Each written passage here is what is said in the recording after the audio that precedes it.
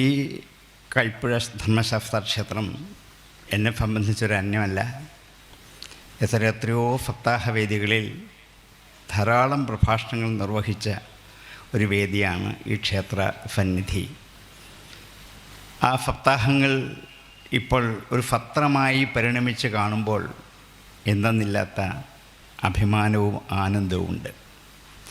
സത്രത്തിനേക്കാൾ കുറച്ചുകൂടി ഉയർന്ന ചിന്തകൾ പങ്കുവയ്ക്കുവാൻ, ആലോചനകൾ നടത്തുവാൻ, സംശയങ്ങൾ തീർക്കുവാൻ ഒക്കെ പറ്റുന്ന ഒരു വിദഗ്ധമായ വേദിയാണ് സത്രം.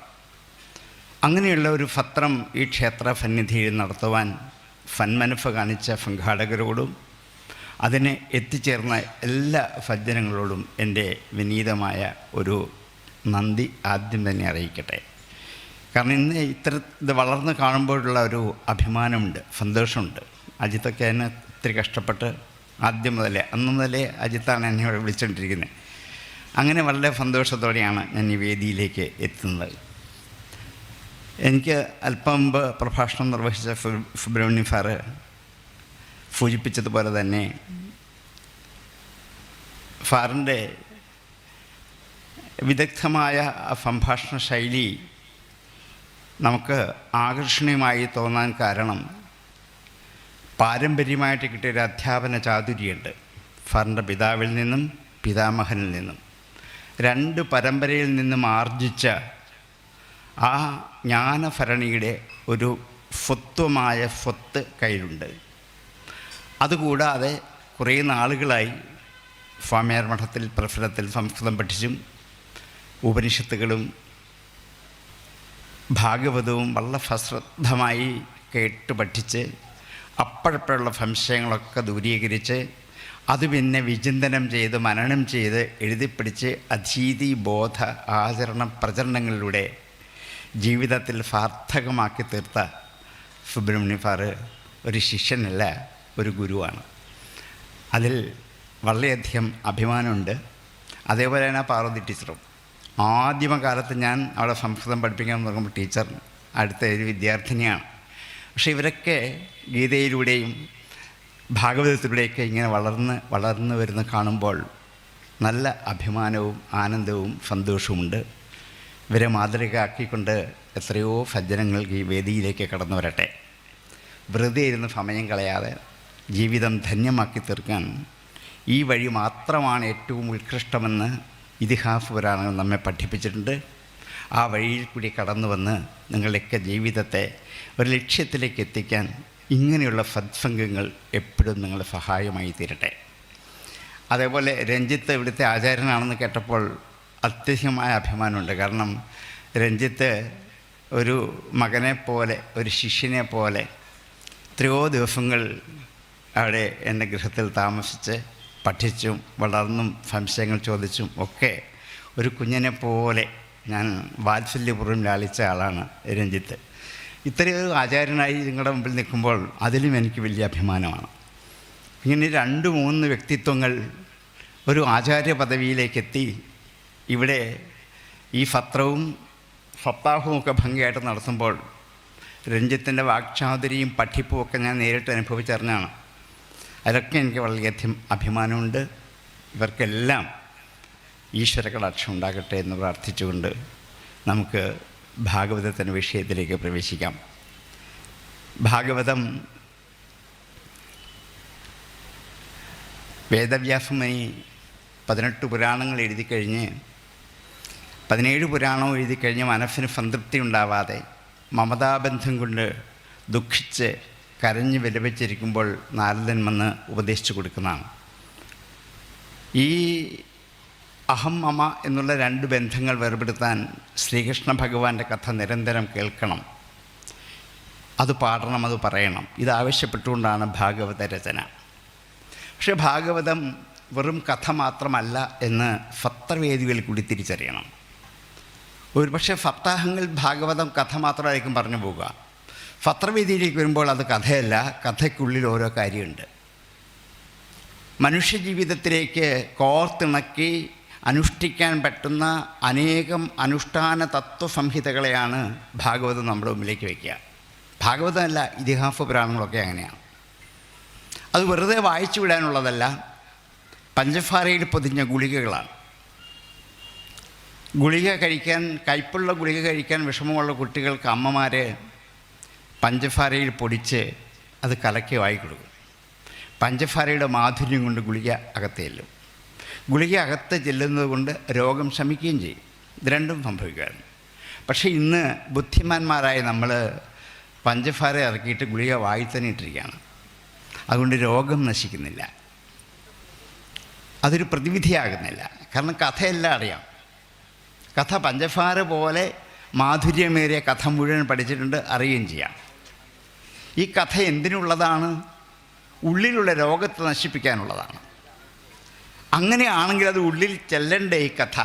ഇത് നാവിൽ തന്നെ നിൽക്കുള്ളൂ, ഉള്ളിലേക്ക് ഇറങ്ങാറില്ല. അതാണ് സത്രം പോലെയുള്ളതിൻ്റെ മഹാത്മ്യം. ഒരുപക്ഷെ നമ്മൾ കേട്ടറിഞ്ഞ കഥകളും ആ കഥയുടെ തത്വാംശങ്ങളും അങ്ങനെയൊന്നും ആയിരിക്കില്ല. ചിലപ്പോൾ കുറച്ചുകൂടി വിശദമായി വിദഗ്ധമായി നമ്മുടെ തെറ്റിദ്ധാരണകളൊക്കെ മാറ്റി നന്നായി പഠിക്കണം. രാമായണവും ഭാഗവതവും ഇതിന് പറ്റുന്ന രണ്ട് വിഷയങ്ങളാണ്. രണ്ട് കഥാപാത്രങ്ങളും മനുഷ്യജീവിതം അനുഷ്ഠിച്ച് നമ്മെ കാണിച്ചു തരികയാണ്. ഫോയം മർത്യാവതാര സ്തവഖലു നിയതം മർത്യശിക്ഷാർത്ഥമേവം എന്ന മേൽപ്പത്തൂര് നാരായണീയത്തിൽ പറയും. ഈ മർത്യാവതാരം മനുഷ്യനെ പഠിപ്പിക്കാൻ വേണ്ടിയിട്ടാണ്. മർത്യശിക്ഷാർത്ഥമേവം. അതുകൊണ്ട് രാമായണവും ഭാഗവതവും ഇത് രണ്ടുമാണ് നമ്മൾക്ക് ഏറ്റവും മഹത്തായ ഇതിഹാസവും മഹത്തായ പുരാണവും. അതിൽ നിന്നുമാണ് പാഠങ്ങൾ ധാരാളം പഠിക്കാനുള്ളത്. രാമകഥ മുഴുവനും അങ്ങനെയാണ്, കൃഷ്ണകഥയും അങ്ങനെയാണ്. രാമൻ എന്തുമാത്രം കഷ്ടപ്പാടുകളും വിഷമതകളും അനുഭവിച്ചാണ് ജീവിതത്തിലൂടെ മുമ്പോട്ട് പോയത് എന്ന് രാമൻ്റെ ഓരോ കഥകൾ എടുക്കുമ്പോഴും നമുക്ക് വ്യക്തമാകും. ഇത് നമ്മെ വ്യക്തമാക്കാൻ വേണ്ടി രാമകഥയുടെ മഹാത്മ്യം സൂചിപ്പിച്ചുകൊണ്ടാണ് വാൽമീകി തൻ്റെ രാമായണം ആദ്യം രചിച്ചത്. ഒരു ഇണപ്പക്ഷികളെ കണ്ട് അതിലൊന്നിനെ വേടൻ അമ്പെയ്ത് താഴെ വീഴ്ത്തുമ്പോഴുള്ള ഖേദം മാത്രമായിരുന്നില്ല. അങ്ങനെ നമ്മൾ ധരിച്ചിട്ടുണ്ട് ഈ കാവ്യത്തെക്കുറിച്ച്. അങ്ങനെ വാൽമീകി വേടനെ ശപിച്ചു എന്ന്. മാ നിഷാദ പ്രതിഷ്ഠം ത്വം അഗമ ശാശ്വതി ഫമാ യത് ക്രൗഞ്ചമിഥുനാത് ഏകമവധി കാമമോഹിതം എന്ന് ധാരാളം കേട്ടുപിടിച്ചവരാണ്. അരുത് കാട്ടാള, മാ നിഷാദ, ശാശ്വതവും ഫമവുമായ പ്രതിഷ്ഠ നിനക്ക് ഉണ്ടാകാതെ പോകട്ടെ. എന്തെന്നാൽ ക്രൗഞ്ചമിഥുനങ്ങൾ വെച്ച് കാമമോഹിതനായ ഒന്നിനെ നീ ഹനിച്ചുവല്ലോ. ഇതാണ് അതിന് പ്രസിദ്ധമായി നമ്മൾ സ്വീകരിച്ചിരിക്കുന്ന അർത്ഥം.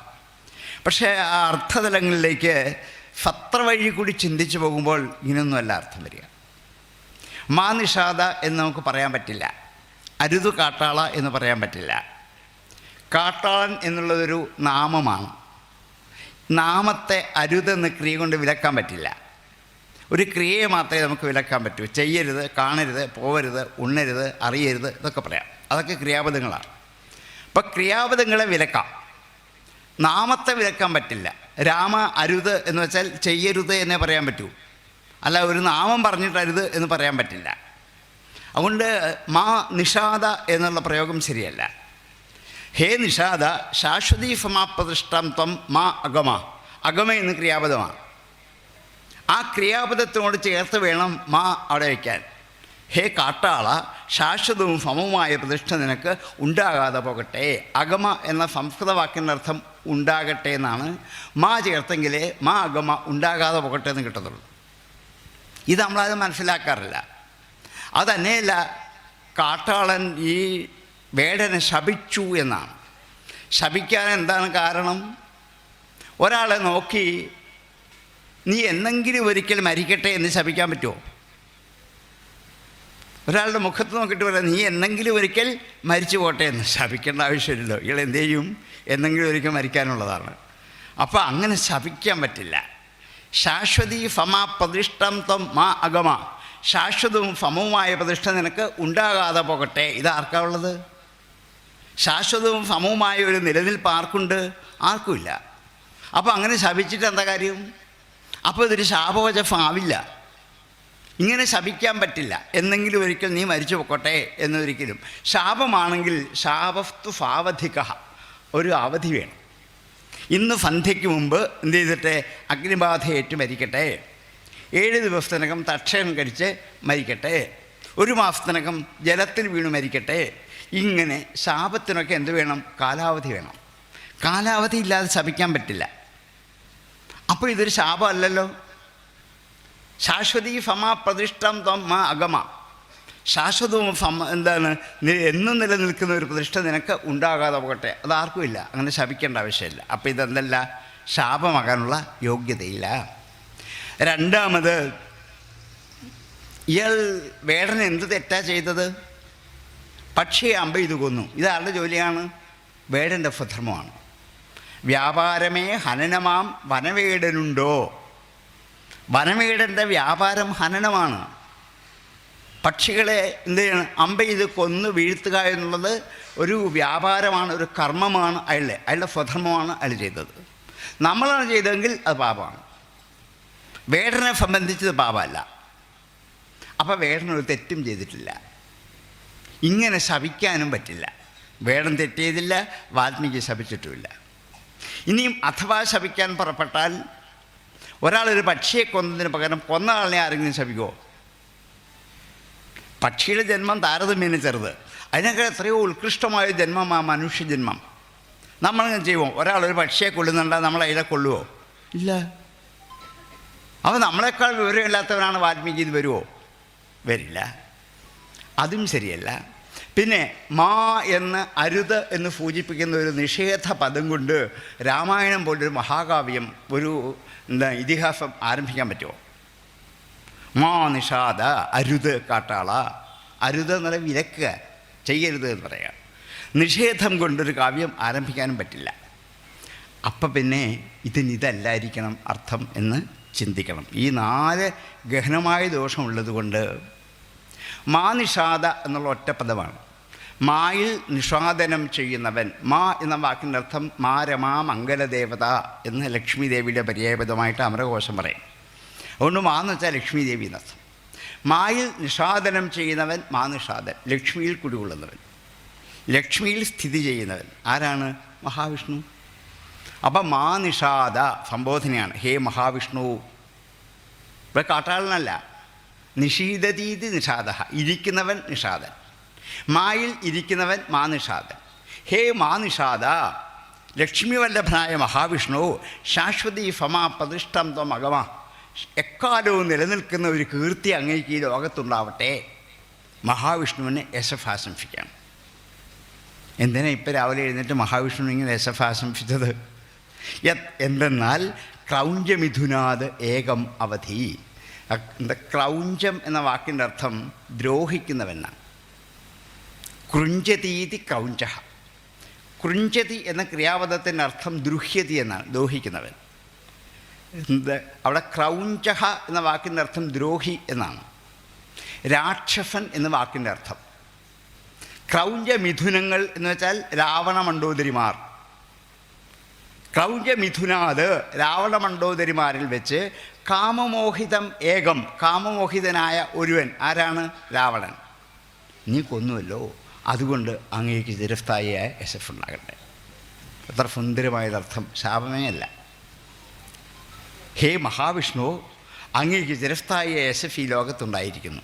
എന്തെന്നാൽ രാവണ മണ്ഡോദരിമാരിൽ വെച്ച് കാമമോഹിതനായ രാവണനെ നീ കൊന്നുവല്ലോ, അതുകൊണ്ട് നിനക്ക് ചിരസ്ഥായി യശസ് ഈ ലോകത്തുണ്ടാവട്ടെ. ഇത്ര അർത്ഥം സുന്ദരമായും വാൽമീകി രാമായണത്തിൽ നിക്ഷേപിച്ചിരിക്കെ കാലങ്ങളായിട്ട് നമ്മളിതൊരു ശാപമാണ്, വാൽമീകി വേടനെ ശപിച്ചു. മാ എന്ന് ലക്ഷ്മി ദ്യോതകമായ ശബ്ദം കൊണ്ട് കാവ്യം ആരംഭിക്കുകയാണ്. മാ എന്ന് വെച്ചാൽ ലക്ഷ്മി എന്നർത്ഥം. മാ നിഷാദൻ ലക്ഷ്മി വല്ലഭൻ. അപ്പോൾ ഒരു കാവ്യം ആരംഭിക്കുന്നത് മാ എന്ന മംഗളദ്യോതകമായ ശബ്ദം കൊണ്ടാണ്, നിഷേധം കൊണ്ടല്ല. അതിനേക്കാൾ ഉപരി ആദ്യത്തെ ശ്ലോകത്തിൽ രാമായണത്തിൻ്റെ കഥ മുഴുവനുണ്ട്. എന്താ രാമായണത്തിൻ്റെ കഥ? രാമൻ രാവണനെ നിഗ്രഹിച്ചു. എന്തിനു വേണ്ടി? കാമമോഹിതനായതുകൊണ്ട്. അത്രേ ഉള്ളൂ. രാമായണത്തിൻ്റെ കഥ മുഴുവൻ ഇതാണ്. രാമൻ രാവണനെ നിഗ്രഹിച്ചു. എന്തുകൊണ്ട്? അതികാമാത്, കാമമോഹിതൻ ആയതുകൊണ്ട്. ആ കഥയിൻ്റെ അത് വരികയും ചെയ്യും. അപ്പോൾ രാമായണ കഥ മുഴുവൻ പറയുകയും ചെയ്യും. ഒപ്പം മഹാവിഷ്ണുവിനെ ആശംസിക്കുന്ന മംഗളകരമായ ശ്ലോകം. ഇതേപോലെ എത്രയോ തെറ്റിദ്ധാരണകൾ നമുക്ക് ഇതിഹാസ പുരാണങ്ങളെക്കുറിച്ചുണ്ട്. അതൊക്കെ ദൂരീകരിക്കാൻ പറ്റിയ ഒരു സന്ദർഭമാണ് പത്രം. പത്രത്തിൽ നമുക്ക് ഇതിനെക്കുറിച്ച് ചിന്തിക്കാൻ പറ്റുള്ളൂ. ഇത് ഞാൻ ആമുഖമായി പറഞ്ഞത് ഇന്ന് ഞാൻ പറയാൻ പോകുന്ന കഥാംശത്തിൻ്റെ സത്യം ശരിക്കും മനസ്സിലാക്കണം എന്ന് പറയാൻ വേണ്ടിയാണ്. അതിൻ്റെ താത്വികമായ അംശം ശരിക്കും മനസ്സിലാക്കിയിട്ടേ കഥയിലേക്ക് കടക്കാവൂ. അല്ലെങ്കിൽ കഥ മധുരമുള്ളതാണ് എന്ന് മാത്രമല്ല, ശ്രീമദ് ഭാഗവതത്തിൽ ഏറ്റവും ആക്ഷിപ്തമാകുന്ന ഒരു കഥാംശമാണ് ഈ രാസക്രീഡ. എല്ലാവർക്കും ശ്രീകൃഷ്ണ ഭഗവാനെ കണക്കറ്റ് പരിഹസിക്കാൻ, വിഹസിക്കാൻ, പ്രതിക്കൂട്ടിലാക്കാൻ പറ്റിയ ഒരു കഥയാണ് രാസക്രീഡ. അത് പറഞ്ഞാണ് കൃഷ്ണനെ ആക്ഷേപിക്കുന്നത്. പക്ഷേ ഇതിനൊന്നും തക്ക മറുപടി പറയാൻ നമ്മൾ പലപ്പോഴും യത്നിക്കാറില്ല, നമ്മുടെ കുറവാണ് താൻ. അവിടെയാണ് ഈ പത്രത്തിൻ്റെ മഹത്വം. പത്രവേദികളിൽ ഇങ്ങനെയുള്ള കുറേ ആശങ്കകൾക്ക് പരിഹാരം കണ്ടെത്തി കഥാംശത്തെ മുമ്പോട്ട് കൊണ്ടുപോകുമ്പോൾ ഈ പ്രശ്നങ്ങളൊക്കെ പരിഹരിക്കപ്പെടും. അതുകൊണ്ടായിരിക്കാം ഈ പ്രാവശ്യം ഇവിടെ ഒരു പത്രം തന്നെ വേണം എന്ന് നിശ്ചയിക്കാൻ കാരണമായതും ആ പത്രത്തിൻ്റെ അനുഭവം നമുക്ക് അനുഭവിച്ചറിയാനും പറ്റും. ഞാൻ എൻ്റെ വിഷയത്തിലേക്ക് കിടക്കുകയാണ്. രാസക്രീഡ എന്ന ഭാഗം ഭാഗവതത്തിലെ ദശമസ്കന്ധത്തിലാണ്. ദശമസ്കന്ധം, ഓരോ സ്കന്ധത്തിനും ഓരോ ലക്ഷ്യമുണ്ട്. ദശമസ്കന്ധത്തിൻ്റെ ലക്ഷ്യം നിരോധം എന്നുള്ള ഒരു വിഷയം അവതരിപ്പിക്കാൻ വേണ്ടിയാണ്. നിരോധം എന്ന വാക്കിൻ്റെ അർത്ഥം തടസ്സം എന്നാണ്. ഈശ്വര ദർശനത്തിന് തടസ്സമുണ്ടാക്കുന്നതൊക്കെ പരിഹരിക്കലാണ് ദശമസ്കന്ധത്തിൻ്റെ വിഷയം. ഈശ്വരനെ കാണാൻ, ഈശ്വര ദർശനത്തിന് പുറപ്പെടുമ്പോൾ എന്തുമാത്രം തടസ്സങ്ങൾ ജീവിതത്തിലുണ്ടാകാം നമ്മൾ അനുഭവിച്ചുകൊണ്ടിരിക്കുന്നവരാണ്. രാവിലെ കുളിയും ജപമൊക്കെ കഴിഞ്ഞ് അത്യാവശ്യം ഭക്ഷണമൊക്കെ പാകപ്പെടുത്തി ഇനിയും വേറെ തിരക്കൊന്നുമില്ല, എന്ത് ചെയ്യാം, അമ്പലത്തിൽ പോകാമെന്ന് വിചാരിക്കുമ്പോൾ ഒരു ഫോൺ കോൾ വരും. എന്താണ്? എന്തെങ്കിലും അത്യാവശ്യമുള്ളത്. എന്ന് പോകുന്നില്ല, നാളെ ആട്ടെ അമ്പലത്തിൽ.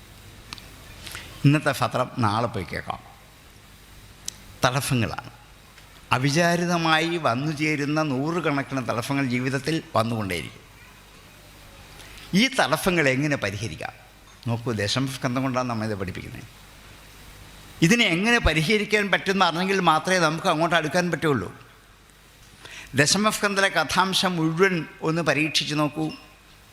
പൂതന മുതൽ ഏറ്റവും ഒടുവിൽ വരുന്ന കേശികൻ എന്ന അസുരൻ വരെ സമസ്ത അസുരന്മാരും ഭഗവാന്റെ അടുത്തേക്ക് ചെല്ലാൻ ഉള്ള തടസ്സത്തെ മാറ്റിക്കൊടുക്കുകയാണ് ഭഗവാൻ ചെയ്തത്. പൂതനയ്ക്ക് ഭഗവാന്റെ അടുത്തേക്ക് ചെല്ലാൻ പറ്റിയത് പൂതന എന്നാണ്. ഇവൾ ശുദ്ധയല്ല എന്നാണ്. ശുദ്ധയല്ലാത്ത അവളെ എന്താക്കി മാറ്റി? ഭഗവാൻ മുലപ്പാൽ കൊടുത്ത് പരിശുദ്ധിയാക്കി മാറ്റി തൻ്റെ ഉള്ളിലേക്ക് സ്വീകരിച്ചു. ഇങ്ങനെ തൻ്റെ അടുത്തേക്ക് വന്ന കംസഭൃത്യന്മാരുടെയൊക്കെ ഉള്ളിലുണ്ടായിരുന്ന ദുർവാസനകളെയൊക്കെ ഭഗവാൻ ക്ഷയിപ്പിച്ച് തന്നോട് കൂട്ടിച്ചേർത്തുമ്പോൾ ദശമസ്കന്ധത്തിലാണ്. അതാണ് ദശമത്തിൻ്റെ വിഷയം നിരോധം എന്ന് പറയാൻ കാരണം. എവിടെ തടസ്സമുണ്ടാകുന്നോ, ഭഗവാനെ കാണാൻ തടസ്സമുണ്ടാകുന്നവർക്കൊക്കെ ഭഗവാൻ എന്ത് ചെയ്യും? മാറ്റിക്കൊടുത്ത് തന്നോട് ചേർക്കും. അത് ദശമത്തിലെ പ്രധാനപ്പെട്ട വിഷയമാണ്. ദശമസ്കന്ധം എന്ന ഒരു സ്കന്ധത്തിൻ്റെ പ്രധാന കേന്ദ്ര പോയിൻ്റ് കംസനാണ്, അതിന് സംശയമൊന്നുമില്ല. എന്നല്ല, കംസനിഗ്രഹത്തിനാണ് ഭഗവാൻ അവതരിച്ചത്, അത് നമുക്കറിയാം. പക്ഷേ ഇതൊന്ന് പറയാൻ വേണ്ടിയിട്ട് നീണ്ട 9 സ്കന്ധങ്ങൾ ഉപയോഗിച്ചു. അതിന് മുമ്പ് ഈ 9 സ്കന്ധങ്ങൾ അവതാരികയാണ്. ഭഗവാന്റെ ജന്മത്തിന് വേണ്ടി ഒരിക്കലാണ് ഇവിടെ ചെയ്തു പോയത്. അത് പുരാണത്തിൻ്റെ ഒരു പ്രതിപാദ്യ ഘടനയാണ്, അതുകൊണ്ട് ആ വഴിയായതാണ്. പക്ഷേ ദശമത്തിന് വിഷയം കംസവധം മാത്രമാണ്. എന്തിനാണ് കംസനെ കൊല്ലുന്നത്? കംസൻ നമ്മുടെ മനസ്സിലുള്ള ഒരാളാണ്. നമ്മുടെ മനസ്സിൽ പലപ്പോഴും ഇങ്ങനെയുള്ള ചില കംസന്മാർ കയറിയിരിക്കാറുണ്ട്. ആ കംസനെ വേദാന്തം പറയുന്നത് രജോ ഗുണം എന്നാണ്. 3 ഗുണം നമുക്കുണ്ട്: സത്വഗുണം, രജോ ഗുണം, തമോ ഗുണം. 3 ഗുണത്തിന് ഉടമസ്ഥരാണ് നമ്മളൊക്കെ. ഇത് 3 നമ്മിലുണ്ട്. ഇപ്പം നിങ്ങളൊക്കെ സത്വഗുണമുള്ളവരാണ്. എന്താണ് കാരണം? ഇവിടെ കൂടിയിരുന്ന് ഭഗവത് കഥ കേട്ട് നല്ല സാത്വികമായി മനസ്സിൻ്റെ ഉടമസ്ഥരാണ്. ഇത് കഴിഞ്ഞ് ഇവിടുന്ന് പുറത്തോട്ടിറങ്ങുമ്പോൾ ഭക്ഷണം കഴിക്കും, അല്ലേ? ഇവിടുന്ന് പ്രസാദം കിട്ടും. ആ ഭക്ഷണം കഴിച്ച് കഴിയുമ്പം ആ ഭക്ഷണത്തെക്കുറിച്ചുള്ള കുറേ പോരായ്മകൾ പറയും. എന്താണ്? ഉപ്പ് കുറഞ്ഞു, എരിവ് കൂടുതലാണ്, എന്താണ് മധുരമില്ലായിരുന്നു, പായസം നന്നായില്ല, എന്താണ് ഇങ്ങനെ കുറേ ഈ പത്രത്തെക്കുറിച്ചുള്ള വൈഷമ്യങ്ങൾ എന്തു ചെയ്യും? അറിയാതെ പറഞ്ഞു പോകുന്നതാണ്. അത് രജോ ഗുണം കൊണ്ടാണ്. ഉള്ളിലുള്ള രജോ ഗുണം കൊണ്ടാണ് ഈ വാസന ഉള്ളിലുള്ളത്. ഇനിയും അമ്പലത്തിൽ വീട്ടിൽ ചെന്നാലോ പിന്നെ ഇതൊന്നുമല്ല സ്വഭാവം, പിന്നെ വേറൊന്നാണ്. അത് തമോ ഗുണമാണ് അല്ലേ? ഭാര്യയുടെ അടുക്കൽ, ഭർത്താവിൻ്റെ അടുക്കൽ, പിള്ളേരുടെ അടുക്കൽ, എന്താണ് ആരുടെ അടുക്കൽ ഇടപെടുന്നത് ഇവിടെ കണ്ട പോലൊന്നുമല്ല. എന്തു മാറ്റം വരുത്തിയിട്ടാണ്? അത് ഉള്ളിലുള്ള തമോ ഗുണത്തിൻ്റെ ഉയർച്ച ഗുണം. ഇത് മൂന്നും ആരിലുണ്ട്? ഒരു ദിവസം നമ്മളിൽ ഇത് മൂന്നും പ്രവർത്തിച്ചുകൊണ്ടേയിരിക്കും. സത്വഗുണമുണ്ട്, രജോ ഗുണമുണ്ട്, ഇതെന്താ തമോ ഗുണം. ഈ മൂന്നിൻ്റെയും ഒരു പുഞ്ചീഭൂതമായ അവസ്ഥയാണ് മനുഷ്യൻ. അതുകൊണ്ട് മനുഷ്യൻ്റെ ഉള്ളിൽ രജോ ഗുണത്തെ വ്യാസൻ അടർത്തിയെടുത്ത് എന്താണ് കംസൻ എന്നൊരു കഥാപാത്രമാകും. ആ രജോ ഗുണത്തെ എന്ത് ചെയ്യണം? നശിപ്പിക്കണം. അതിനാര് വേണം? ഈശ്വര കഥ വേണം. ആര് വേണം? ഈശ്വരൻ വേണം. അതുകൊണ്ട് ഈശ്വരൻ കൃഷ്ണനായിട്ട് അവതരിച്ചു. ആരെ കൊല്ലാൻ? കംസനെ കൊല്ലാനല്ല, നമ്മുടെ ഉള്ളിൽ വളർന്ന് ജീവിച്ചു വരുന്ന കംസന്മാരെ കൊല്ലാൻ. ഭാഗവതം കേൾക്കുമ്പോൾ കിട്ടേണ്ടത് ഉള്ളിലുള്ള രജോ ഗുണത്തെ എന്ത് ചെയ്യണം? ആദ്യം ഒതുക്കണം. ഇവിടുന്ന് എന്ത് പ്രസാദം കിട്ടിയാലും സന്തോഷത്തോടെ കഴിച്ച് നല്ല വാക്കുകൾ പറഞ്ഞ് തിരിച്ചു വരേണ്ട മനസ്സുണ്ടാവണം. എങ്കിൽ മാത്രമേ ഈ കൃഷ്ണാവതാരത്തിൻ്റെ മഹാത്മ്യം ശരിക്കും മനസ്സിലാക്കാൻ പറ്റുള്ളൂ. അത് ഈ രജോ ഗുണത്തെ എന്ത് ചെയ്യുകയാണ്? ഇല്ലായ്മ ചെയ്യുകയാണ്. ഇതൊക്കെ ഇവിടെ നടക്കും, ഇതൊക്കെ സ്വാഭാവികമാണ്. ഒരു ദിവസം ഉപ്പ് കുറഞ്ഞാലോ, ഒരു ദിവസം മധുരം കൂടിയാലോ, ഒരു ദിവസം ചൂടിയില്ലെങ്കിലോ ഒന്നും സംഭവിക്കില്ല. നമുക്കെന്ത് ചെയ്യാം? ഭക്ഷണം കഴിച്ചു വയറ് നിറയും, അത്രയേ ഉള്ളൂ എൻ്റെ ഉദ്ദേശം. ചിലപ്പോൾ സ്വാദ് കുറയും, ചിലപ്പോൾ കൂടും. വീട്ടിലുണ്ടാക്കിയാലും വരില്ല ഇതൊക്കെ. ഇവിടെ മാത്രമല്ലല്ലോ, ഇവിടെ ഇതൊക്കെ വരാം. അപ്പോൾ ഇതൊരു കംപ്ലൈൻറ്റേ അല്ല, അതിനെക്കുറിച്ച് ചിന്തിക്കുകയരുത്. ആ രജോ ഗുണത്തെ എന്ത് ചെയ്യണം? അടക്കണം. ഒരു ദിവസമെങ്കിലും, എല്ലാ ദിവസവും പറ്റിയെന്ന് വരില്ല, ഒരു ദിവസമെങ്കിലും ഈ 7 ദിവസം, ഈ 10 ദിവസം നിങ്ങൾക്ക് രജോ ഗുണത്തെ എന്ത് ചെയ്യാൻ പറ്റണം? അടക്കി മാറ്റി നിർത്തണം. പിന്നെ വരുമായിരിക്കും, വന്നോട്ടെ, അടുത്ത പത്രം പിന്നെയും കേൾക്കുക, അതേ ഉള്ളൂ വഴി. ഈ കംസൻ എന്ന രജോ ഗുണത്തെ എന്ത് ചെയ്യണം? അടക്കി നിർത്തണം. ഇനി ഈ രജോ ഗുണത്തിൻ്റെ കുറേ പ്രതിനിധികൾ, കുറേ ദൂതന്മാർ ഈ രജോ ഗുണത്തിൻ്റെ കൂടെ ഉള്ളിൽ കയറിയിരിപ്പുണ്ട്. കാമം, ക്രോധം, ലോഭം, മോഹം, മദം, മാത്സര്യം, അസൂയ, ഡംഭ്, 8 പേരുണ്ട്. ഇവരൊക്കെ രജോ ഗുണത്തെ ചുറ്റിപ്പറ്റി നിൽക്കുന്നവരാണ്. രജോ ഗുണത്തിൻ്റെ ദൂതന്മാരാണ്, സന്താനങ്ങളാണ്. ഇവരെ ആദ്യം ഇല്ലായ്മ ചെയ്തെങ്കിൽ മാത്രമേ രജോ ഗുണത്തെ നശിപ്പിക്കാൻ പറ്റൂ. ശ്രീകൃഷ്ണ ഭഗവാന് മധുരയിൽ ജനിച്ച് വീണപ്പം തന്നെ തൻ്റെ അഭൗതികമായ ശക്തി കൊണ്ട് കംസനെ നിഗ്രഹിക്കാൻ ഒരു പാടുമില്ലായിരുന്നു. പക്ഷേ കൃഷ്ണന് പോയില്ല. എന്താ കാരണം? കംസനെ നിഗ്രഹിക്കണമെങ്കിൽ കംസൻ്റെ കൂടെയുള്ള കുറേ ദൂതന്മാരെ, ആരെയാണ്? കാമം, ക്രോധം, ലോഭം, മോഹം, ഇവരൊക്കെ കിട്ടണം. ഇവരെയൊക്കെ നിഗ്രഹിച്ചിട്ട് ഏറ്റവും ഒടുവിൽ വേണം ആരെ കൊല്ലാൻ? രജോ ഗുണം എന്ന കംസനെ നിഗ്രഹിക്കാൻ. അതിനു വേണ്ടിയിട്ടാണ് പൂതന മുതൽ കുറേ പേരെ ആദ്യം എന്ത് ചെയ്തു? ഇങ്ങോട്ട് വിളിച്ചു വരുത്തുക. കംസൻ ഓരോരുത്തരെ പറഞ്ഞയക്കുകയാണ്. പൂതന പോയി. ഇനി കംസൻ പറഞ്ഞയച്ച് ഇവരാരും തിരിച്ച് എന്താണ് മധുരയിലേക്ക് ചെന്നിട്ടുമില്ല. വൃന്ദാവനത്തിലും അമ്പാടിയിലേക്കും വന്ന എത്ര പേരുണ്ടായിരുന്നു? ഇവരാരും തിരിച്ച് എങ്ങോട്ട് എത്തിയിട്ടില്ല? മധുരയിലേക്ക് എത്തിയിട്ടില്ല. കാരണം എന്താണ്? അവരെയൊക്കെ ആര് നശിപ്പിച്ചു? ഭഗവാൻ. ഇങ്ങനെയുള്ള ഇവയെ നശിപ്പിച്ചാൽ പിന്നെ കംസനെ നിഗ്രഹിക്കാൻ എളുപ്പമാണ്. കാരണം ഇവരോട് ചുറ്റിപ്പറ്റിയാണ് കംസൻ നിൽക്കുന്നതെങ്കിൽ പറ്റില്ല. അതിന് അവരെ എന്ത് ചെയ്യണം? അടർത്തി മാറ്റി എടുക്കണം. അങ്ങനെയാണ് പൂതന, ശകടാസുരൻ, പിന്നെ എന്താ അവിടെ തൃണാവർത്തൻ, പിന്നെ അഘാസുരൻ, എത്ര പേരാണ്. ഇവരെ എല്ലാം എന്ത് ചെയ്തു? നിയതി കൊണ്ട്, തൻ്റെ ബുദ്ധി സാമർഥ്യം കൊണ്ട് തൻ്റെ അടുത്തേക്ക് വിളിച്ചു വരുത്തി അവരെ തൻ്റെ കൈ കൊണ്ട് തന്നെ നിഗ്രഹിച്ച് ഇനിയും ഒരിക്കലും ആ ഒരവസ്ഥ ഉണ്ടാവില്ല എന്നാക്കി. ഇനിയും കംസന് ഇനി ആരുമില്ല. ഇനി ആര് മാത്രമേ ഉള്ളൂ? ഞാനെന്ന രജോ ഗുണം മാത്രമേ ഉള്ളൂ. അപ്പം പിന്നെ കംസനെ നിഗ്രഹിക്കാൻ വളരെ എളുപ്പമാണ്. ഇതൊരു ട്രീറ്റ്മെൻറ്റാണ്. രജോ ഗുണത്തെ ഇല്ലായ്മ ചെയ്യാനുള്ള ഒരു ചികിത്സയാണ്. ഇത് നമ്മുടെ ഉള്ളിലും ഇതുണ്ട്. ഈ കാമക്രോധ ലോഭങ്ങൾ ഒരു ദിവസം എത്ര പ്രാവശ്യം വരും? കണക്കില്ലല്ലോ.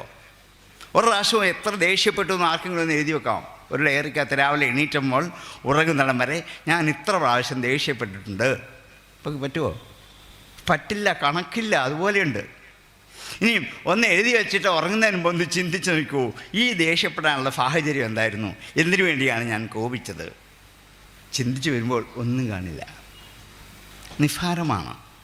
അതിനു വേണ്ടിയിട്ടാണ് ഇത്രയും സമയം ജീവിതത്തിൽ ചെലവഴിക്കുന്നത്. ഇത് കോപം മാത്രമല്ല, ഓരോ വികാരങ്ങളും നോക്കിക്കോളൂ. ഇവരെയൊക്കെ എന്ത് ചെയ്യണം? പതുക്കെ പതുക്കെ ഉന്മൂലനം ചെയ്ത് മാറ്റി അവസാനം എന്ത് ചെയ്യണം? ശരിക്കും ആ കംസൻ എന്ന യഥാർത്ഥ ശത്രുവിലേക്കെത്തി കംസനെ നിഗ്രഹിക്കൽ. അതാണ് ദശമസ്കന്ധത്തിലെ വിഷയം മുഴുവനും. ആ വിഷയത്തിൻ്റെ ഇടയ്ക്ക് ഈ കംസഭൃത്യന്മാരുടെ മാത്രമല്ല, ദേവാദികളായ സമസ്ത ദിക്പാലകന്മാരുടെയും ബ്രഹ്മാവിൻ്റെയും അഹന്ത ഇല്ലാണ്ടാക്കി.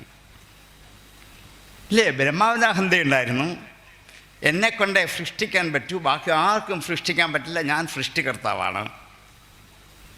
ഒരു നിമിഷം കൊണ്ട് ഭഗവാൻ അഹന്ത മുഴുവൻ മാറ്റി ബ്രഹ്മാവ് സൃഷ്ടിച്ചതിലും അതിമനോഹരമായി ആയിരക്കണക്കിന് ഗോപന്മാരെയും പശുക്കളെയും അതേപോലെ ഭാവഭാവങ്ങളുള്ള സൃഷ്ടിച്ച് കാണിച്ചു കൊടുത്തത് ബ്രഹ്മാവ് അമ്പരന്ന് പോയി. അപ്പോൾ സൃഷ്ടിയിലുള്ള ബ്രഹ്മാവിൻ്റെ അഹന്ത അവിടെയിലുണ്ടായി. ഇന്ദ്രാദികളായ സകല ദിക്പാലകന്മാരെയും, ഇന്ദ്രൻ, അഗ്നി, യമൻ, വരുണൻ, വായു, ഇവരെയൊക്കെ എന്ത് ചെയ്തു? അവരുടെ അഹങ്കാരം, മഴ പൊഴിക്കുന്ന ഇന്ദ്രൻ്റെ അഹങ്കാരത്തെ അവിടെ കുറച്ചു. എന്താണ്? സ്വന്തം അച്ഛനെ മോഷ്ടിച്ചു കൊണ്ടുപോയ വരുണനെ എന്ത് ചെയ്തു? നല്ല പാഠം പഠിപ്പിച്ചു. കൂടെയുള്ള കൂട്ടുകാരെയൊക്കെ കാർന്ന് തിന്നാൻ വന്ന അഗ്നിയെ, കാളിമർദ്ദനം കഴിയുമ്പോൾ അഗ്നിയെ ഒരു നല്ല പാഠം പഠിപ്പിച്ചു.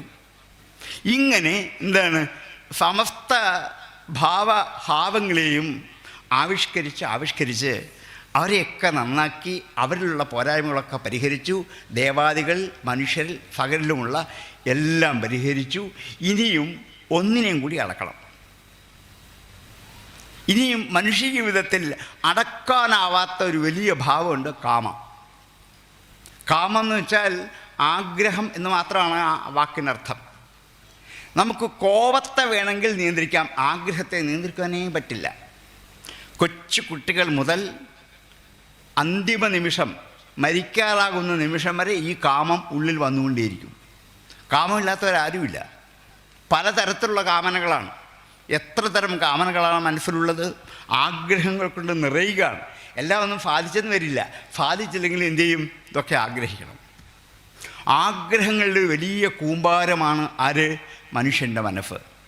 അതുകൊണ്ട് ബാക്കി എല്ലാത്തിനെയും അടക്കി കാമത്തെ ഏറ്റവും ഒടുവിൽ അടക്കാൻ പറ്റൂ എന്ന് വിചാരിച്ചിട്ട് മനുഷ്യൻ്റെ കാമവാസനകളെ എങ്ങനെ അടക്കണം എന്ന് കാണിക്കാനാണ് രാസക്രീഡ എന്ന കഥ.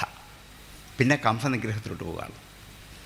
അപ്പോൾ ഓരോരോ ഭാവത്തെ എടുത്ത് അതിനെ നന്നാക്കി പരിശോധിച്ച് ഇല്ലായ്മ ചെയ്തിട്ട് ഇനിയും എന്തു ചെയ്യണം? നമ്മുടെ ഉള്ള രജോഗുണത്തെ മുഴുവൻ നശിപ്പിക്കണം. അതുകൊണ്ടാണ് എപ്പോഴൊക്കെയാണോ മനുഷ്യജീവിതത്തിൽ ഈശ്വരനോടുള്ള അടുപ്പം കുറഞ്ഞു വരിക, മറ്റുള്ളതിനോട് അടുപ്പം കൂടി വരിക, അങ്ങനെയാണല്ലോ ഇപ്പം മുക്കാലും. ഈശ്വരനോടുള്ള അടുപ്പം താരതമ്യേന കുറവാണ്. ഈ പത്രത്തിന് വരുമ്പോൾ അത്രയും സമയം, വീട്ടിൽ വെച്ചിനൊന്നും എന്ത് ചെയ്യത്തില്ല, സമയം കിട്ടില്ല. വീട്ടിൽ മൊബൈൽ ഫോണും പിന്നെ അതിനകത്ത് വാട്സപ്പോ അല്ലെങ്കിൽ ഇതൊക്കെ നോക്കി പോകുന്നതിനിടയിൽ ഒന്നിനും സമയം കിട്ടത്തില്ല. നമുക്ക് ഭാഗവതം വായിക്കാനോ നാമം ചൊല്ലാനോ ഒന്നിനും സമയം കിട്ടത്തില്ല. കാരണം ഇതൊക്കെ ഈ മൊബൈൽ ഫോൺ അപഹരിച്ച് കൊണ്ടുപോകട്ടെ. ഒരു കയ്യിൽ മൊബൈലും ഒരു കയ്യിൽ ഭാഗവതവും ഇരിക്കണം എന്ന് മാത്രമേ ഉള്ളൂ. അല്ല, ഒന്ന് വേണ്ടെന്ന് പറയത്തില്ല, രണ്ടും എന്ത് ചെയ്യണം? ഉപയോഗിക്കാൻ പറ്റണം. അതുകൊണ്ട് ഇതൊരു തടസ്സം ആവരുത് ദൈനംദിന ജീവിതത്തിൽ. അതുകൊണ്ട് നമ്മൾ വീട് പണിയുമ്പോൾ ഒരു ചെറിയ മുറി മതി വിളക്ക് കത്തിക്കാൻ. ഈ പൂജാമുറി വളരെ ചെറുത് മതി. എവിടെയെങ്കിലും സ്ഥലം പോലെ ഒരു മൂലയ്ക്ക് അല്ലെങ്കിൽ സ്റ്റെയർ കേസിൻ്റെ കീഴിൽ വെറുതെ കിടക്കുന്ന സ്ഥലം, ഇവിടെ ആയാലും കുഴപ്പമില്ല, പൂജമുറി അവിടെ മതി എന്ന് ആദ്യമേ വീട് പണിയുമ്പം പറയും, ഇല്ലേ? പക്ഷെ കിടക്കമുറിയോ അതിന് കണക്കുണ്ട്. 10, 12, 10, 10 ഒട്ടും കുറയരുത്. നല്ല കിടക്കമുറിയായിരിക്കണം, നല്ല സ്വീകരണ മുറിയായിരിക്കണം. അടുക്കള ഒട്ടും കുറയരുത്. വേണേൽ 2 അടുക്കള വെച്ചുള്ളൂ, കുഴപ്പമില്ല. ഇതൊക്കെ എത്ര കാശ് വേണേൽ മുടക്കാൻ തയ്യാറാണ്. സ്വീകരണമുറി അതിനേക്കാൾ വലുതായിരിക്കണം. പൂജമുറി മാത്രം ഒരു കോണിൽ എവിടെയെങ്കിലും ഒരു ഫോട്ടോ ഒരു വിളക്കം വെക്കണം, അത്രേ വേണ്ടൂ. എത്ര സ്ഥാനമാണ് എൻ്റെ വീട്ടിൽ ആർക്ക്? ഈശ്വരന്. ആർക്കെങ്കിലും തിരിച്ച് പറയാൻ പറ്റുമോ ഏറ്റവും വലുതായിരിക്കണം പൂജമുറിയെന്ന്? ഒരിക്കലും പറയില്ല. അപ്പോൾ നമ്മുടെ വീട് എത്ര സ്ഥാനം ആർക്ക് കൊടുത്തു? ഈശ്വരന് കൊടുത്തു. വളരെ കുറച്ചേ ഉള്ളൂ, തീരെ കുഞ്ഞൊരു സ്ഥാനം. എത്ര കാശ് വേണമെങ്കിലും ബാക്കി എല്ലാത്തിനും മുടക്കാം, ഇതിന് മാത്രം അത്രയും ആവില്ല. അങ്ങനെ ഈശ്വരനോടുള്ള അടുപ്പം എപ്പോൾ കുറഞ്ഞു കുറഞ്ഞു വരുന്നോ അതിനെ നന്നാക്കാൻ വേണ്ടിയാണ് ഭഗവാൻ തൻ്റെ ബാലലീലയിൽ കൂടി യശോദയുടെ മുമ്പിൽ എന്ത് നാടകമാടിയത്. യശോദയ്ക്ക് ഏറ്റവും ഇഷ്ടം കൃഷ്ണനോടായിരുന്നില്ല, പിന്നെ എന്തിനാണ്? പാല്, വെണ്ണ, തൈര്. അത് കൃഷ്ണൻ കൊണ്ടുപോകാതെ എന്തു ചെയ്യും? സൂക്ഷിച്ചു വയ്ക്കും. അപ്പം അമ്മയ്ക്ക് എന്നേക്കാൾ വലുതെന്താണ്? പാല്, വെണ്ണ, തൈര്. എന്നാൽ കാണിച്ചു കൊടുക്കാം. ഒരു ദിവസം മടിയിലിരുത്തി പാല് കൊടുത്തുകൊണ്ടിരിക്കുമ്പോൾ അമ്മ തൈര് കടയുകയായിരുന്നു. അതിനിടയ്ക്ക് പാല് വേണമെന്ന് ആവശ്യപ്പെട്ടപ്പോൾ കടച്ചു നിർത്തി. അപ്പം എന്താണ്, പാലടുപ്പത്ത് വെച്ചിട്ടാണ് തൈര് കടയാനിരുന്നത്. അത് ഓർത്തില്ല. പെട്ടെന്ന് കൃഷ്ണനെ മടിയിലിരുത്തി പാല് കൊടുത്തുകൊണ്ടിരുന്നപ്പോൾ പാൽക്കലം തിളച്ചു തൂകി പാല് താഴെ പോന്നു. ആരെ വലിച്ചെറിഞ്ഞു? കൃഷ്ണൻ. ഏറ്റവും പ്രധാനം എന്താണ്? പാല്. ഒരമ്മയ്ക്ക് ഇത് സഹിക്കില്ല. പാല് തിളച്ചു പോകുന്നത് കണ്ടാൽ ബാക്കി എല്ലാ ജോലി കിട്ടിയിട്ട് എന്ത് ചെയ്യും? ഓടിച്ചെല്ലും. അതാണ് വലുത്. അതുകൊണ്ടാണ്. അതിലല്ല, ഇത് തൂവിക്കഴിഞ്ഞാൽ ഇതൊന്ന് വൃത്തിയാക്കാൻ വിടുന്ന പാട് സഹിക്കാൻ മേലാത്ത പാടാണ്. അതുകൊണ്ടാണ് ഏറ്റവും പ്രധാനം. പാലിനുള്ള പാല് വാങ്ങിപ്പോട്ടെ, വേറെ കവർ പാലെടുത്ത് കാച്ചാം. പക്ഷേ പിന്നെ അടുപ്പ് വൃത്തിയാക്കി, പാത്രം വൃത്തിയാക്കി എന്ത് മെനക്കേടാണ്. ഇത് ഓർക്കുമ്പോൾ പാലിനോടുള്ള ആധമർണ്യം, ആ അടുപ്പം ഏറ്റവും കൂടുതലാണ്. അതുകൊണ്ട് അതിൽ നമുക്ക് വിട്ടു വരാൻ പറ്റില്ല. യശോദയ്ക്കും അങ്ങനെയാണ്. ആരെ വിട്ടു? കൃഷ്ണനെ വിട്ടു. എന്നിട്ട് എൻ്റെ പുറകെ പോയി പാലിൻ്റെ പുറകെ. അപ്പം കൃഷ്ണൻ വിചാരിച്ചു, അമ്മയ്ക്ക് ഏറ്റവും വലുത് ഞാനല്ല, പിന്നെ ആരാണ്? അല്ലെങ്കിൽ എനിക്ക് പാല് തന്നിട്ട് പോയാൽ മതി എന്ന് വിചാരിക്കാൻ അതില്ല. എന്നാൽ കാണിച്ചു കൊടുക്കാം. അമ്മ പാല് വാങ്ങി വച്ചിട്ട് തിരിച്ചു വരുന്നതിന് മുമ്പ് തൈര് കിടക്കുന്ന ആ കലം മുഴുവൻ ഉടച്ച് കലക്കി താഴെ ഇട്ടു. യശോദ നോക്കുമ്പോൾ വെണ്ണയും തൈരും കൂടി ഇങ്ങനെ അകത്തളത്തിൽ നിറഞ്ഞു കിടന്ന് നൃത്തം ചെയ്യുന്നു. എന്തുമാത്രം സങ്കടം ഉണ്ടാകും അല്ലേ? ഇതൊന്ന് വൃത്തിയാക്കണം എന്ത് പാടാ. പാല് ഇങ്ങനെ ഓരോ നിമിഷവും കൃഷ്ണ യശോദയ്ക്ക് കാണിച്ചു കൊടുത്തു, അമ്മയ്ക്ക് ഞാനാണ് വലുത്. നിത്യജീവിതത്തിൽ ഈശ്വരനാണ് മുഖ്യസ്ഥാനം കൊടുക്കേണ്ടത്. അല്ലെങ്കിൽ പാലും പോകും, തൈരും പോകും, ഉറപ്പാണ്. ഇത് പൊയ്ക്കൊണ്ടിരിക്കുകയാണ്. അത് പൊക്കോട്ടെ, നമ്മൾ അറിയുന്നില്ല. അവിടെയാണ് ഈ കൃഷ്ണകഥയുടെ മാഹാത്മ്യം കൂടുന്നത്. അതുകൊണ്ട് ഇനിയും വേണ്ടത് എന്തു ചെയ്യണം? മനുഷ്യ മനസ്സിലുള്ള കാമനകളെ മുഴുവനും അടക്കി നിർത്താൻ പറ്റണം. അതിനു വേണ്ടിയിട്ട് ഭഗവാൻ ആദ്യം ചെയ്തത് വേണുഗാനമാണ്. ഫാറോടെ സൂചിപ്പിച്ചു മുമ്പേ അത് ഗോപികമാരുടെ ഉള്ളിലുള്ള ദിവ്യതയെ തട്ടി ഉണർത്താൻ വേണ്ടിയാണ് വേണുഗാനം. ഇത് കേൾക്കുമ്പോൾ ഗോപികമാർ എല്ലാം ഇട്ടെറിഞ്ഞിട്ടോടും. അതൊരു ദിവ്യഗാനമാണ്. അതുകൊണ്ടാണ് ഒരു സാധാരണ ഓടക്കുള്ളിൽ കേട്ടാൽ ഇങ്ങനെ ഓടിപ്പോണമെന്നൊന്നുമില്ല. അത് കേൾക്കും, നേരം നിന്ന് കൊള്ളാം, നല്ല പാട്ട്, കുഴപ്പമില്ല, ഇട്ടിട്ട് പോകും. പക്ഷേ സകലതും മതിമറന്ന് ഇട്ടിട്ട് പോകണമെങ്കിൽ ഗോപസ്ത്രീമാരുടെ ഉള്ളിലുള്ള ഒരു ദിവ്യത, ആ ദിവ്യതയെ ഒന്ന് ഉണർത്താൻ പര്യാപ്തമായൊരു വേണുഗാനമാണ് ഭഗവാൻ അവിടെ പുറപ്പെടുവിച്ചത്. അപ്പോൾ കാമത്തെ ജയിക്കാൻ വേണ്ടിയിട്ടാണ് രാസലീലകൾ ഭഗവാൻ ആടാൻ നിശ്ചയിച്ചത്. അതിൽ കൂടിയാണ് കാമത്തെ ജയിക്കാൻ പറ്റും. കാമനെ ജയിക്കാൻ അത്ര എളുപ്പമല്ല, ബാക്കി എന്തിനേയും ജയിക്കാം.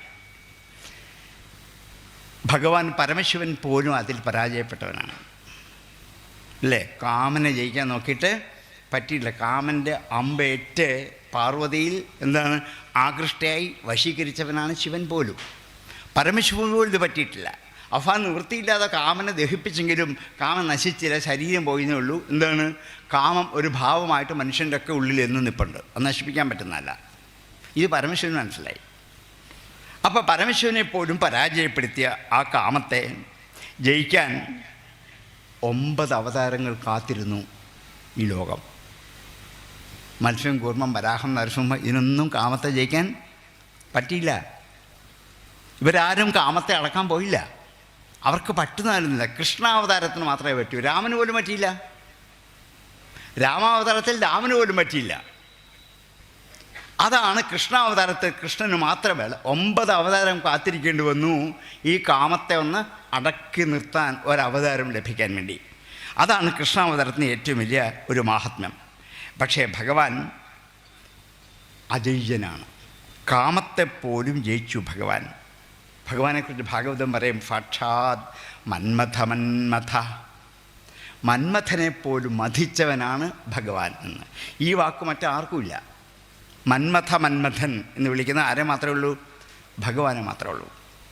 ആ ഒരു വലിയ കഴിവ്, അതാണ് ഭാഗവതത്തിൽ ഏറ്റവും പ്രധാനം എന്ന് രഞ്ജിത്ത് മുമ്പ് സൂചിപ്പിച്ചത് ഇതുകൊണ്ടാണ്. കാരണം മന്മഥനാണ് ഭഗവാൻ എന്നിവിടെ സ്ഥാപിക്കുകയാണ്. കാമനെ പിടിച്ചു നിർത്തി അടക്കി നിർത്തി നിങ്ങൾ നിസ്സാരമാണെന്ന് പറഞ്ഞ് മനുഷ്യജീവിതത്തിനും അതിനെ മാറ്റി നിർത്താനുള്ള ഒരു കൽപ്പ് കൃഷ്ണാവതാരത്തിൻ്റെ ഈ കഥയിൽ കൂടിയാണ് നമുക്ക് മനസ്സിലാക്കാൻ പറ്റേണ്ടത്. അങ്ങനെ സാക്ഷാൽ മന്മഥനായ ഭഗവാൻ ഒരു ദിവസം ഗോപസ്ത്രീമാരുടെ വേണുഗാനം അവരെ കേൾപ്പിച്ചപ്പോൾ അവരൊക്കെ ഓടിയെത്തിയ ഭഗവാന്റെ അടുത്തേക്ക്. ഭഗവാനപിതാരാത്രീഹി ശരദോദ്ഭുല്ലമല്ലികാഹം വീക്ഷരന്തും മനശ്ചക്രേ യോഗമായാമുപശ്രിതാം. യോഗമായയെ ആശ്രയിച്ചിട്ടാണ് രാഫ്ലിയിലേക്ക് ഒരുങ്ങുന്നത്. നമ്മൾ വിചാരിക്കുന്ന പോലെ അല്ല, കൃഷ്ണൻ അല്ല. തൻ്റെ യൗകികമായ മായ കൊണ്ട്, മായാശക്തിയെക്കൊണ്ട് മറച്ചു പിടിച്ചിട്ടാണ് താൻ ഈ രാഫ്ലിയിലേക്ക് പുറപ്പെട്ടത് എന്ന് ആദ്യം തന്നെ സൂചിപ്പിക്കുന്നുണ്ട്. വേണുഗാനം ഒരു വൈദ്യുത ആഘാതം പോലെയാണ് ആരിലെത്തിയത്? ഗോപസ്ത്രീമാർ. ഒരു മിന്നൽക്കൊടി ദേഹത്തേക്ക് സ്പർശിക്കുന്ന പോലെ അവർക്ക് എന്തെന്നില്ലാത്തൊരു സ്പർശാനുഭവം ഈ വേണുഗാനം കൊണ്ടുണ്ടായി. സമൂർച്ഛയന്തി അഖിലം ഭുവനാന്തരാളം. ഭുവനാന്തരാളത്തെ മുഴുവൻ മോഹിപ്പിക്കുന്നതാണ് ഈ ശബ്ദം. ഇതാണ് ഭഗവാന്റെ വേണുഗാനത്തിൻ്റെ മഹാത്മ്യം. ബാക്കി നമ്മൾ എത്രയോ സംഗീത സദസ്സിൽ ഓളക്കുഴൽ കേൾക്കാറുണ്ട്, ഇങ്ങനൊന്നും ഉണ്ടാവാറില്ല. പക്ഷേ ഭഗവാന്റെ വായിൽ നിന്ന് പുറപ്പെടുന്ന ഓടക്കുഴലിൻ്റെ നാദം സമൂർച്ഛയതി, നമ്മെ മോഹിപ്പിക്കും, ബോധം കെടുത്തും നമ്മെ. അതുകൊണ്ട് തന്നെത്താൻ മറന്നിട്ട് ആ ഗോപസ്ത്രീമാരൊക്കെ ആത്മാരാമനായ ഭഗവാനിലേക്ക് രമിക്കാൻ ഓടിപ്പോയിതാണ്. ഭഗവാൻ ആത്മാരാമനാണ്. ഭഗവാനെ രമിക്കാൻ തൻ്റെ ആത്മാവ് മതി, വെളിയിൽ നിന്ന് ആരും വേണ്ട. ഈ ഗോപസ്ത്രീമാരെയൊക്കെ കിട്ടിയിട്ട് വേണ്ട ഭഗവാന് കാമം പൂർത്തീകരിക്കാൻ. ആത്മാരാമനാണ് ഭഗവാൻ, ബാക്കി എല്ലാവർക്കും അങ്ങനെയല്ല. അങ്ങനെയുള്ള ഭഗവാൻ നിശമ്യഗീതം, ആ വാക്ക് കേട്ടപ്പോൾ, ഭവദംഗവർദ്ധനം, അങ്ങയുടെ ശരീരത്തെ വർദ്ധിപ്പിക്കുന്ന ഇത് കേട്ടപ്പോൾ, വ്രജസ്ത്രീയ കൃഷ്ണഗൃഹീതമാനസാം, വ്രജസ്ത്രീകൾ കൃഷ്ണാൽ അപഹരിക്കപ്പെട്ട മനസ്സോടുകൂടിയവരായിട്ട് ആജഗ്മുഹു അന്യോന്യമലക്ഷിതോദ്യമാഹം, എല്ലാവരും അടുത്തേക്ക് എത്തിച്ചേർന്നു. പക്ഷേ എങ്ങനെയാണ് എത്തിയത്? അലക്ഷ്യ ഉദ്യമാഹ, കാണപ്പെടാത്ത ഉദ്യമത്തോടു കൂടിയാണ്. എങ്ങനെയൊക്കെയാണ്? ഹാരം നിതംബ ഭുവി കാഞ്ചനഫന്നിധത്തെ കാഞ്ചീഞ്ച കണ്ഠഭുവി ദേവസമാഗതത്വം. പെട്ടെന്ന് ഈ ഓടക്കുഴൽ വിളി കേട്ടപ്പോൾ ചെയ്തുകൊണ്ടിരിക്കുന്ന ജോലി ഇട്ടിട്ട് ഓടിപ്പോകാനുള്ള ഒരുക്കായി. കുട്ടിക്ക് പാല് കൊടുത്തുകൊണ്ടിരിക്കുന്ന ഒരു കുട്ടിയെ മാറ്റി നിർത്തിയിട്ട് ഓടി. പശുവിനെ കറക്കുന്ന അമ്മമാരെ ഒരു തുള്ളി കറന്നിട്ട് ഇട്ടിട്ട് ഓടിപ്പോയി. ഭർത്താക്കന്മാർക്ക് ഭക്ഷണം വിളമ്പിക്കൊള്ളുന്ന അമ്മമാരെ ഒരു തവി വിളമ്പിയിട്ട് അവർ ഓടിപ്പോയി. ഇങ്ങനെ എന്ത് ജോലി ചെയ്തുകൊണ്ടിരിക്കുന്നോ അത് ഇട്ടിട്ട് അവരെ ഓടിപ്പോയി. എന്നല്ല, കൃഷ്ണൻ്റെ അടുത്തേക്ക് പോകുമ്പം ആരുടെ അടുത്ത് പുറത്തേക്ക് പോകുമ്പോൾ ഒന്ന് ഒരുങ്ങിപ്പോകണ്ടേ? ഈ അകത്തിട്ടേക്കുന്ന വേഷം കൊണ്ട് പുറത്തോട്ട് പോകാൻ പറ്റില്ലല്ലോ. അപ്പോൾ എന്ത് ചെയ്യണം? മാലയൊക്കെ ഇടണം, കമ്മലിടണം, എന്താ ഒരു പൊട്ട് തൊടണം, കണ്ണെഴുതണം, കുറേ ജോലിയുണ്ട്. എങ്കിലേ ഒന്ന് പുറത്തോട്ട് കിടക്കാൻ പറ്റൂ. അപ്പം ഇതൊക്കെ ഒന്ന് ചെയ്യാൻ വേണ്ടി ചെന്ന് ആഭരണപ്പെട്ടി തപ്പിയെടുത്തപ്പോൾ കണ്ണിൽ കണ്ടത് കണ്ണിലൊക്കെ വാരിയിട്ടു. ഹാരം നിതംബഭുവി കാഞ്ചന സന്നിധത്തെ കാഞ്ചീഞ്ച കണ്ഠഭുവി. മാലയെടുത്ത് അരഞ്ഞാണമായിട്ട് കെട്ടി, അരഞ്ഞാണെടുത്ത് മാലയായിട്ടിട്ടു. പിന്നെ എന്താ, കമ്മലും മോതിരമൊക്കെ കയ്യിൽ പിടിച്ചുകൊണ്ട് ഓടി. അത് കയ്യിലിരിക്കുക, അത് ഇടാതെ എവിടെ ഇടണം എന്നുള്ളതെന്ന് ഓർക്കുന്നില്ല, ഒക്കെ വിട്ടുപോയി. കാരണം അത്രയ്ക്ക് അവർ മോഹാലസ്യരായി ഭഗവാന്റെ ഈ വാക്കിൽ. അതേപോലെ എന്താണ്, ദേഹത്ത് അണിയേണ്ട കുച്ചപ്പടം അതെന്ത് ചെയ്തു? അരയിൽ കെട്ടി. അരയിൽ കെട്ടേണ്ടത് മുകളിലെടുത്തിട്ടു. ഇതൊക്കെ തെറ്റിപ്പോയതാണ്. ഇങ്ങനെ തമേവ പരമാത്മാനം ജാരബുദ്ധ്യാഭിസംഗത. ഈ ഗോപസ്ത്രീമാർ ഒരു ജാരബോധത്തോടെ ഭഗവാനോട് രമിക്കണമെന്നുള്ള ഭൗതികമായ കാമനയോട് കൂടിയാണ് അവരവിടേക്ക് എത്തിച്ചേർന്നത്. നാര്യോഗത, നാരിമാരെത്തി. പക്ഷേ ഭഗവാൻ ഈ കാമത്തെ ആത്യന്തികമായ ഭക്തിയാക്കി മാറ്റി. അവിടെയാണ് ഓടക്കുളനാഥത്തിൻ്റെ വൈഭവം. ഒരു കാമുകൻ്റെ ഒരിക്കൽ ഒരു സ്ത്രീയും ഇങ്ങനെ പോവില്ല. പോവോ? പല പ്രാവശ്യം ഒരുങ്ങി കണ്ണാടിയിൽ നോക്കി പൊട്ട് ശരിയാക്കി തൊട്ട് സുന്ദരിയാണെന്ന് ബോധ്യമായിട്ടേ എന്ത് ചെയ്യത്തുള്ളൂ ഒരു കാമുകൻ്റെ അടുത്തേക്ക് ഒരു സ്ത്രീ ഓടിപ്പോവുകയുള്ളൂ. കൈ കിട്ടുന്ന ഇടങ്ങളിലൊക്കെ വാരിയിട്ടുകൊണ്ട് ഓടുവോ? ഇല്ല. അപ്പോൾ വാസ്തവത്തിൽ ഒരു കാമുകഭാവത്തിൽ അല്ല ഇവർ പോയതുള്ളതിൻ്റെ ആദ്യത്തെ തെളിവ് ഇതാണ്. ഇങ്ങനെ ആരും പോവില്ല, നമ്മളാരും ഒരിക്കലും പോവില്ല. ഇഷ്ടമുള്ള ഒരാളടുത്തേക്ക് പോകണമെങ്കിൽ എന്താണ്, പല പ്രാവശ്യം വേഷം നന്നായിട്ട് നല്ല വേഷങ്ങളൊക്കെ എടുത്ത് ധരിച്ച് കണ്ണാടിയിൽ എത്ര പ്രാവശ്യം നോക്കിയാലും മതിയാവില്ല. പിന്നെയും ഇറങ്ങാൻ നേരം ഒന്നും കൂടെ നോക്കി ശരിയായി കുഴപ്പമൊന്നുമില്ല സ്വയം ബോധ്യപ്പെടണം. ഇത്രയും ആയതിനു ശേഷമേ എന്ത് ചെയ്യത്തുള്ളൂ ഒരു കാമുകൻ്റെ ഇഷ്ടപ്പെട്ട ഒരു പുരുഷൻ്റെ അടുത്തേക്ക് ഓടിപ്പോവുകയുള്ളൂ. ഈ ഗോപസ്ത്രീമാർ അങ്ങനെയല്ല പോയത്, ഇങ്ങനെ ഒരിക്കലും പോവില്ല. കൺമഷി എടുത്ത് നെറ്റി തൊട്ടു, ചാന്തെടുത്ത് എന്താണ് കണ്ണെടുത്ത് നോക്കാൻ തുടങ്ങി, കണ്ണു നീർന്നു, തെറ്റിപ്പോയതാ, കുപ്പി മാറിപ്പോയതാ, എന്താണ് പോകാനുള്ള വേണുകാണത്തിൻ്റെ പ്രവേശം കൊണ്ട് മാറിപ്പോയതാണ്. ഇങ്ങനെയൊക്കെ ധരിച്ചുകൊണ്ട് അവർ ഓടിപ്പോയത്. ഇങ്ങനെയൊന്നും ഒരു നാരിമാരും കൃഷ്ണൻ്റെ അടുത്തേക്ക് ചെല്ലില്ല. അപ്പം തന്നെ അറിയാം ഇത് ഒരു ഭക്തിഭാവത്തിൻ്റെ ആവിഷ്കാരമാണ്. ഒരു കാമകേളി അവതരിപ്പിക്കാൻ അല്ല ഇവിടെ കൃഷ്ണൻ ഒരുങ്ങിയത്. ഈ ഗോപസ്ത്രീമാരെയൊക്കെ വിളിച്ചു വരുത്തത് ഒരു കാമലീല ആടാൻ വേണ്ടിയല്ല. അതുകൊണ്ടാണ് രാസലീല എന്നതിന് പേര് കൊടുത്ത് കാമലീല എന്നല്ല, കാമക്രീഡ എന്നുമല്ല, രാസക്രീഡ എന്നാണ് പേര് കൊടുത്തത്. രസം എന്ന വാക്കിൻ്റെ അർത്ഥം നമ്മൾ കഴിക്കുന്ന ഭക്ഷണത്തിൻ്റെ രസമല്ല, നവരസങ്ങളുമല്ല. പിന്നെന്താണ് രസോ വൈഫ. ആ ബ്രഹ്മാനന്ദ രസത്തെയാണ് രസം എന്ന് ഭാഗവതം വിളിക്കുന്നത്. ആ ബ്രഹ്മാനന്ദ രസത്തിലേക്ക് ഇവരെ ലയിപ്പിക്കാനുള്ള ക്രീഡയാണ് രാസക്രീഡ. ഈ പ്രശ്നങ്ങൾ എല്ലാം അതോടെ തീരും. ഭഗവാനെക്കുറിച്ചുള്ള സമസ്ത ആക്ഷേപങ്ങളും അതോടെ തീരുകയാണ്. ഇവരുമായിട്ട് കാമലീല നടത്താനല്ല ഭഗവാൻ വന്നത്, അവരിലെ കാമാസക്തികളെയൊക്കെ വലിച്ചെടുത്ത് കരിച്ച് കളഞ്ഞിട്ട് അവരെ എന്ത് ചെയ്യണം, ഭക്തിയിലേക്ക് തിരിച്ചു വിടാനാണ്. അതുകൊണ്ടാണ് രാസക്രീഡ എന്ന പേര് കൊടുത്തത്, അല്ലെങ്കിൽ കാമക്രീഡ എന്ന പേര് മതിയായിരുന്നു. ഇതൊരു കാമക്കൂത്തരങ്ങല്ല രാസക്രീഡ. ഇന്ന് ജനങ്ങൾ ധരിച്ചിരിക്കുന്ന പോലെ അല്ല ഇതവരെ പറഞ്ഞ് ബോധ്യപ്പെടുത്തണം. രഫു വൈഫ, അതാണ് രസം. ഏത്? ആത്മാനന്ദ അനുഭൂതി എന്ന ബ്രഹ്മാനന്ദ രസം. അതാണ് ജീവിതത്തിലെ ഏറ്റവും വലിയ രസം. ആ രസാനുഭൂതിയിലേക്ക് ഈ ഗോപസ്ത്രീമാരെ കൊണ്ട് അവരാദ്യം വന്നത് കാമാസക്തിയോടെയാണ്. പക്ഷേ അവരുടെ കാമവാസനകളൊക്കെ ഭഗവാൻ വലിച്ചെടുത്ത് കരിച്ച് കളഞ്ഞ് ഭക്തിയാക്കി മാറ്റി.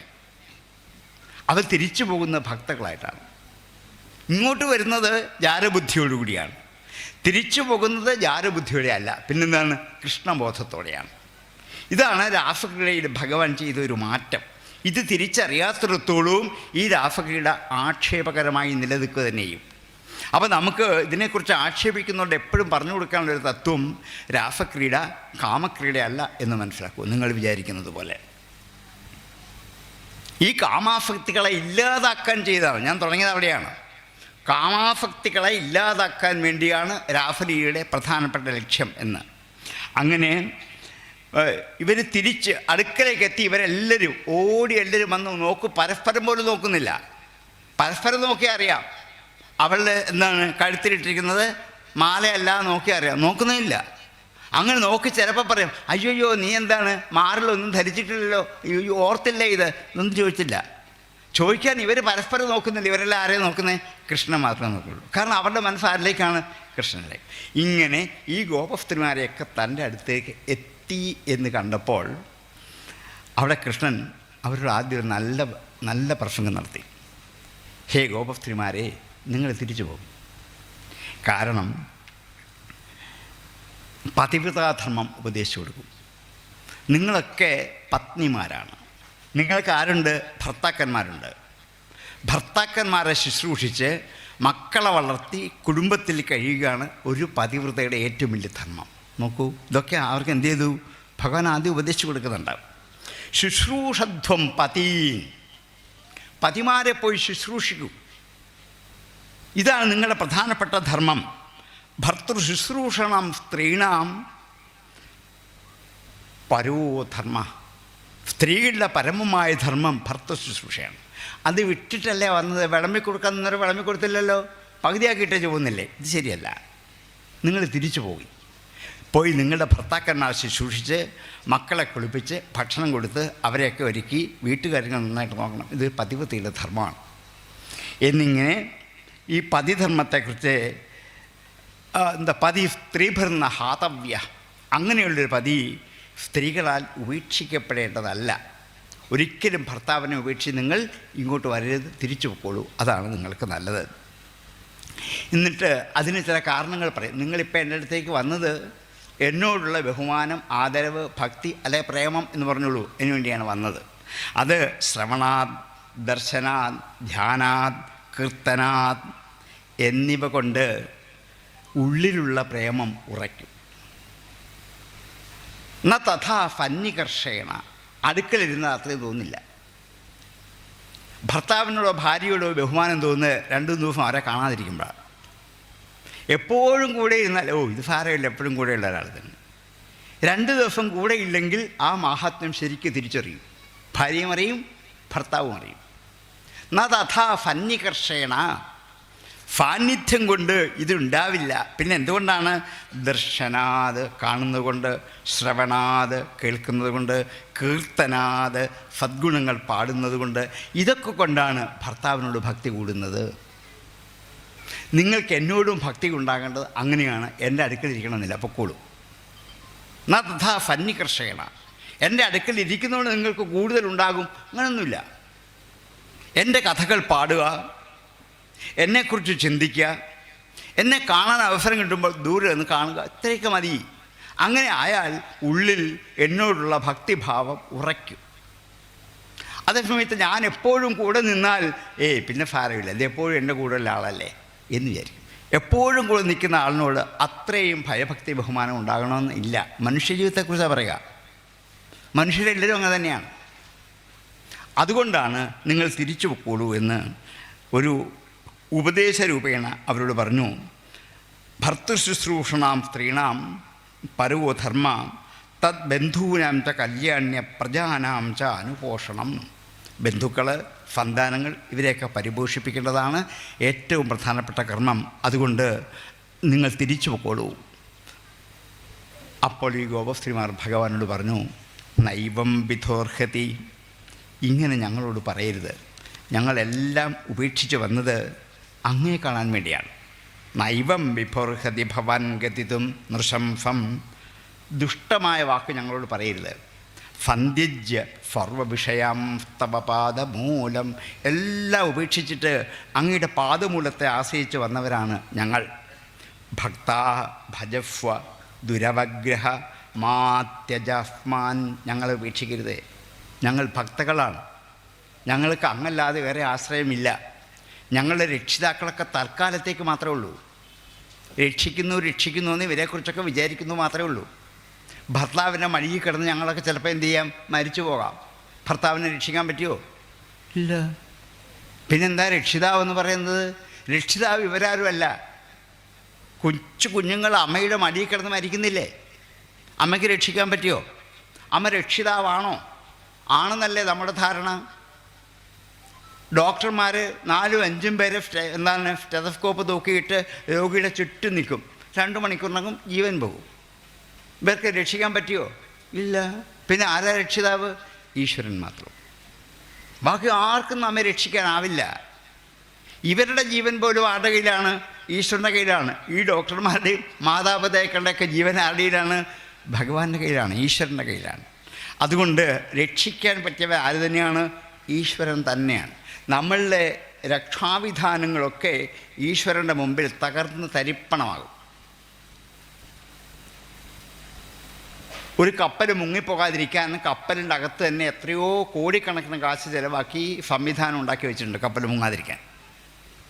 ഇനി അഥവാ മുങ്ങിപ്പോയാൽ അതിനെ പരിഹരിക്കാൻ കരയ്ക്ക് വലിയ റഡാർ സംവിധാനങ്ങൾ, അതും കോടിക്കണക്കിന് കാശ് ചിലവാക്കി ഒരുക്കി വെച്ചിട്ടുണ്ട്. ഇത്രയും സംവിധാനം ചെയ്തിരിക്കുമ്പോൾ പത്രത്തിൽ കാണാം കപ്പൽ മുങ്ങിപ്പോയി 500 പേര് മരിച്ചു എന്ന്. നമ്മുടെ രക്ഷാ സംവിധാനമൊക്കെ ഇവിടെ പോയി. എത്ര കോടി ചിലവാക്കിയാണ് ഈ രക്ഷാ സംവിധാനം ഉണ്ടാക്കിയത്? മുങ്ങിപ്പോയില്ലേ കപ്പൽ? ആരുടെ കയ്യിലാണ് രക്ഷ? ഈശ്വരൻ്റെ കയ്യിലാണ്. മറ്റാരുടെയും കയ്യിലല്ല രക്ഷ. അതുകൊണ്ട് എന്താണ്, ഞങ്ങൾക്ക് രക്ഷ അങ്ങ് മാത്രമാണ്. ഞങ്ങളുടെ ഭർത്താക്കന്മാർ അല്ല. അവരെ കണ്ട് രക്ഷിക്കാൻ ഒരു പരിധി വരെ പറ്റുള്ളൂ. അതുകൊണ്ട് ഞങ്ങളുടെ രക്ഷിതാവ് അങ്ങ് തന്നെയാണ്. ഭഗവാൻ ഞങ്ങളുടെ ഭർത്താവാകുന്നതും അതുകൊണ്ടാണ്. ഭർത്താവെന്ന് വെച്ചാൽ ഭരിക്കപ്പെടുന്നവൻ, രക്ഷിക്കുന്നവൻ എന്ന് മാത്രമേ ഉള്ളൂ. അതുകൊണ്ട് ഞങ്ങൾക്ക് അങ്ങയുടെ അടുക്കൽ നിന്ന് വിട്ടുപോകാൻ പറ്റില്ല. ഇനിയും ഭഗവാൻ വേറെ ചില ഉപദേശം അവസാനം കൊടുത്തു. ഗഗനഗതം മുനിതിമഹം ശ്രാവയിതും ജഗിത കുലവധൂധർമ്മം.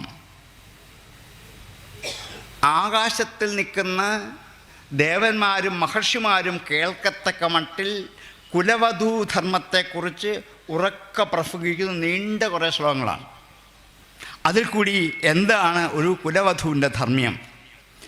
ധർമ്മ്യം ഖലു തേ വചനം കർമ്മത്തു നോ നിർമ്മലഫ്യ വിശ്വാസം. ഞങ്ങളെപ്പോലെയുള്ള ആൾക്കാരുടെ വാക്കുകൾ നിങ്ങൾക്ക് ധർമ്മം ഉപദേശിക്കാൻ വേണ്ടി മാത്രമുള്ളതാണ്.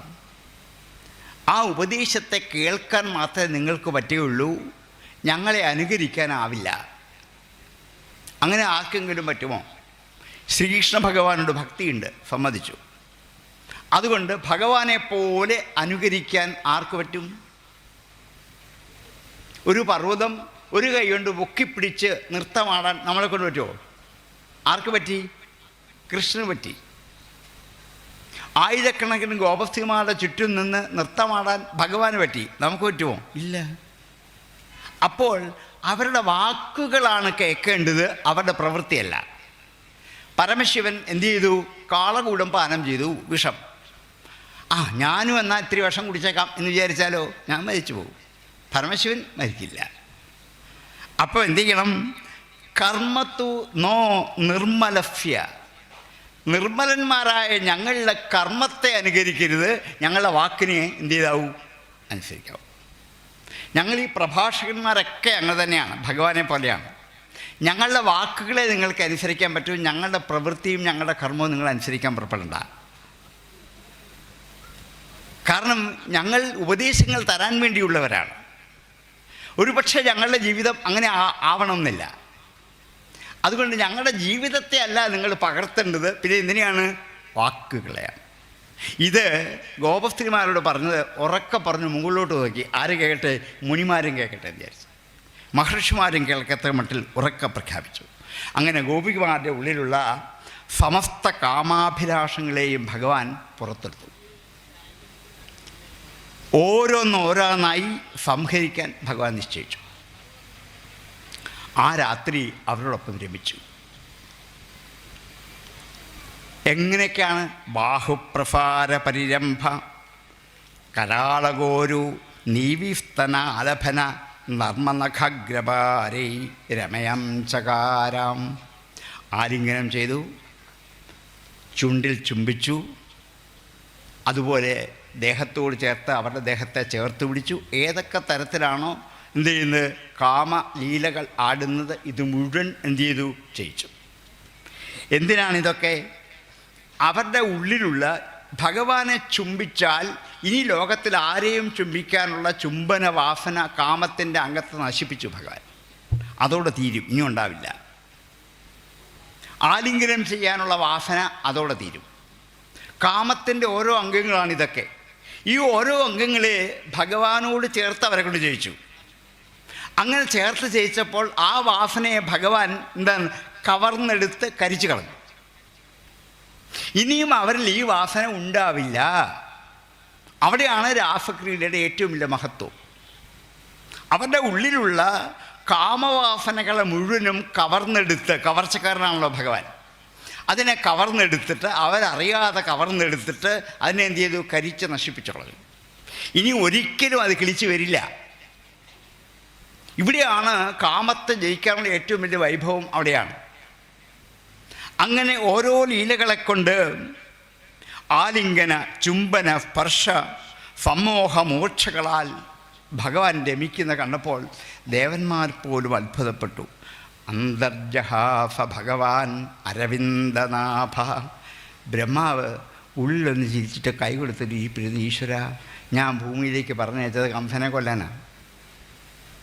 ഭൂമിദേവി വന്ന് എന്നോട് കരഞ്ഞപേക്ഷിച്ചിട്ട് ഞാൻ ചെന്ന് പ്രാർത്ഥിച്ച് പാലക്കിണ്ണ ദൈവത്തിൽ നിന്ന് പ്രാർത്ഥിച്ച് സ്തുതിച്ച് കംസനെ കൊന്നാൽ ഞാൻ ദേവകിയുടെ പുത്രനായി അവതരിച്ചോളാം എന്നൊക്കെ വാക്ക് കൊടുത്തിട്ട് ഇപ്പോൾ അതൊക്കെ മറന്നുപോയി. ഇപ്പം ആരാണ്?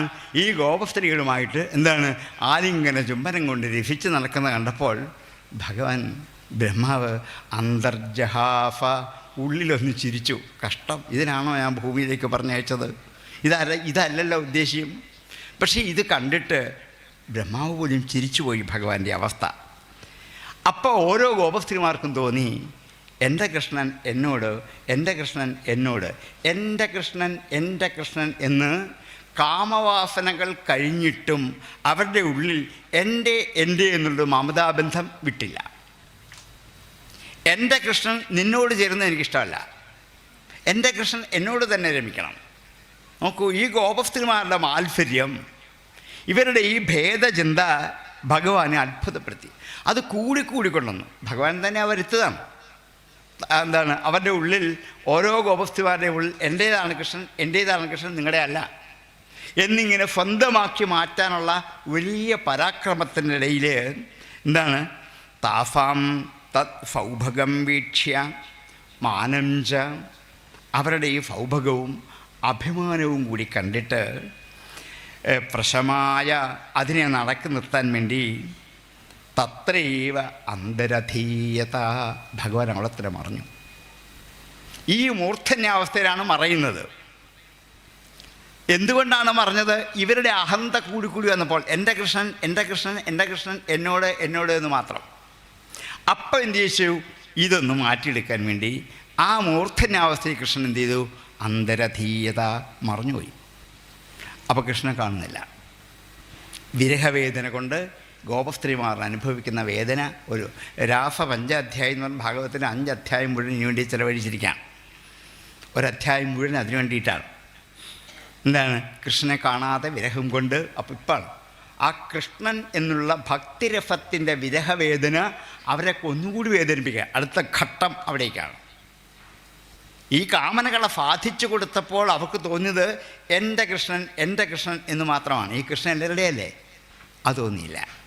ഇനി അത് അവരെ ബോധ്യപ്പെടുത്തണം. അതിനുവേണ്ടി പെട്ടെന്ന് മറഞ്ഞു കഴിഞ്ഞപ്പോൾ എല്ലാവരും കൃഷ്ണനെവിടെ എന്ന് അന്വേഷിക്കാൻ തുടങ്ങി. ചുറ്റും കണ്ട സ്ഥലങ്ങളിലൊക്കെ നോക്കി, ഓരോരുത്തർ പിറകി നോക്കി, അപ്പുറത്ത് നോക്കി, ഇപ്പുറത്ത് നോക്കി, ഇപ്പുറത്തെ വീട്ടിൽ നോക്കി, ഒന്നും കാണുന്നില്ല. അറിയാവുന്ന സ്ഥലത്തൊക്കെ പോയി, കാട്ടിലൊക്കെ പോയി സഞ്ചരിച്ചു. വെളിച്ചമില്ലാതെ കാട്ടിലൊക്കെ പോയി അന്വേഷിച്ച് മിന്നാമിനിൻ്റെ വെളിച്ചത്തിലൊക്കെ നോക്കി, ഇവിടെ കാണാൻ കൃഷ്ണനോ ഇതൊക്കെ രാത്രിയിലത്തെ സംഭവമാണ്. അവിടെ ഇങ്ങും കൃഷ്ണനെ കാണുന്നില്ല. ഇനി എവിടെ ചെന്നാൽ അന്വേഷിക്കാം? അവസാനം അവർ എന്താണ്, ആ ചെടികളോട് ചോദിച്ചു, നിങ്ങൾ കണ്ടോ ഇതേ കൃഷ്ണൻ പോകുന്നതെന്ന്? ഓരോ പൂവിനോട് എന്ന് ചോദിച്ചു. ഹാ മല്ലികേ മാലതി ബാലവല്യ, മല്ലികപ്പൂവിനോട്, മാലതി പൂവിനോട്, ഹാ ചൂത ചമ്പക കർണികാര, ചൂതത്തിനോട്, ചമ്പകത്തിനോട്, കർണികാരത്തിനോട്, ആ കാട്ടിൽ കണ്ട പൂക്കളൊക്കെ ചോദിച്ചു, നിങ്ങൾ ആരെങ്കിലും കൃഷ്ണനെ കണ്ടോ ഇതുവഴി പോകുന്നത്? കാരണം അത്രയ്ക്ക് ഉദ്വേഗമായി. ഉണ്ടെങ്കിൽ പറയൂ, ഞങ്ങൾ കൃഷ്ണനെ കണ്ടുപിടിക്കട്ടെ, ഒരു വഴികാട്ടി കാണിച്ചെന്നാൽ മതി. അവരാരും അനങ്ങിയില്ല. അവസാനം മൃഗങ്ങളോട് ചോദിച്ചു, പക്ഷികളോട് ചോദിച്ചു, നിങ്ങളെങ്ങാനും കണ്ടോ ഇല്ലെങ്ങാനും കൃഷ്ണൻ പോകുന്നത്? ആരും അനങ്ങിയില്ല. അങ്ങനെ കൃഷ്ണനെ പരസ്പരം കാണാതായിട്ട് ഭഗവാന്റെ കരസ്പർശമേറ്റ ചെടികളെ ഇവർ ആലിംഗനം ചെയ്തു. ഭഗവാൻ ഇതിലെ കാണാൻ പോകുമ്പം ഭഗവാനെ കൈകൊണ്ടുണ്ടാവും ഇവിടെ ഈ ചെടിയിൽ. അതുകൊണ്ട് എന്ത് ചെയ്തു? ആ ചെടിയെ ഭഗവാനാണെന്ന് സങ്കല്പിച്ച് ആലിംഗനം ചെയ്തു. അത്രയ്ക്ക് കാമാവേശത്തെ വർദ്ധിപ്പിച്ചു കൊണ്ടുവരാനാണ്. എന്നിട്ട് വേണം എന്ത് ചെയ്യാൻ? കരിച്ചു കളയാൻ. ഇത്തിരി പോരാ, അത് ഏറ്റവും ശല്യമായ മനുഷ്യ മനസ്സിൽ നിന്ന് ഇളക്കി മാറ്റാനാവാത്ത കടുത്ത ഒരു ഭാവമാണ് കാമം. അതിനെന്ത് ചെയ്യണം? നിശ്ശേഷം നശിപ്പിക്കണം. ഇനി കിളിച്ചു വരരുത്. അത് കിളിച്ചു വന്നാൽ പിന്നെ പ്രശ്നമാകും. അങ്ങനെ ആവണമെങ്കിൽ, വേരോടെ നശിപ്പിക്കണമെങ്കിൽ അതിനെ വളർത്താവുന്നിടത്തോളം വളർത്തിക്കൊണ്ടിരണം. അതിനുവേണ്ടി വീണ്ടും വീണ്ടും അതിനെ വളർത്തിക്കൊണ്ടുവന്നു. അങ്ങനെ ബിഭ്രത് പുളകന്യഹോ, ഇവരൊക്കെ പുളകം കൊണ്ടു. എന്നിട്ട് ഓരോ ഗോപസ്ത്രീമാർ മറ്റൊരു ഗോപസ്ത്രീമാരോട് ചേർന്ന് ശ്രീകൃഷ്ണൻ്റെ ബാലലീല മുഴുവൻ ആടിക്കളിച്ചു. ഒരു ഗോപസ്ത്രീ പൂതനയായിട്ട് നിൽക്കുന്നു, മറ്റൊരു ഗോപസ്ത്രീ കൃഷ്ണനായിട്ട് നിൽക്കുന്നു. ഇവർ കളിച്ചു. പൂതന വരുന്നു, കൃഷ്ണനെ മടിയിൽ കിടത്തുന്നു, മുല കൊടുത്തുന്നു, എന്താണ്, പൂതന നശിക്കുന്നു. ഇങ്ങനെ കൃഷ്ണൻ്റെ ഓരോ കഥകൾ ഇവരെ നാടകം പോലെ, നൃത്തം പോലെ ഓരോരുത്തരും പരസ്പരം കൂടി ചേർന്ന് ആടി. എന്താണ് ഇതൊക്കെ? ആ കൃഷ്ണനിലേക്ക് കടക്കാനുള്ള അലൗകികമായ വാസനകളെ ഉറപ്പിച്ചു കൊണ്ടാൻ വേണ്ടിയിട്ടാണ്. ഏതൊക്കെ തരത്തിലത് കൃഷ്ണനിലേക്ക് പോകുന്നു എന്ന് വ്യക്തമായും കണ്ടുതരാൻ വേണ്ടി. ഇത്യുന്മത്തവചോ ഗോപ്യ, ഉന്മത്തവ ഭ്രാന്ത് പോലെ സംസാരിച്ചിട്ട് പോകുന്ന ഗോപിമാർ കൃഷ്ണ അന്വേഷണകാതരാം, കൃഷ്ണനെ അന്വേഷിക്കുന്നതിൽ കാതരകളായി ദുഃഖിതകളായിട്ട്. ലീലാ ഭഗവതസ്താഹ്യനുചക്രുസ്തദാത്മികാഹം അനുകരിച്ചു കൃഷ്ണൻ്റെ ഓരോ ലീലകളെ.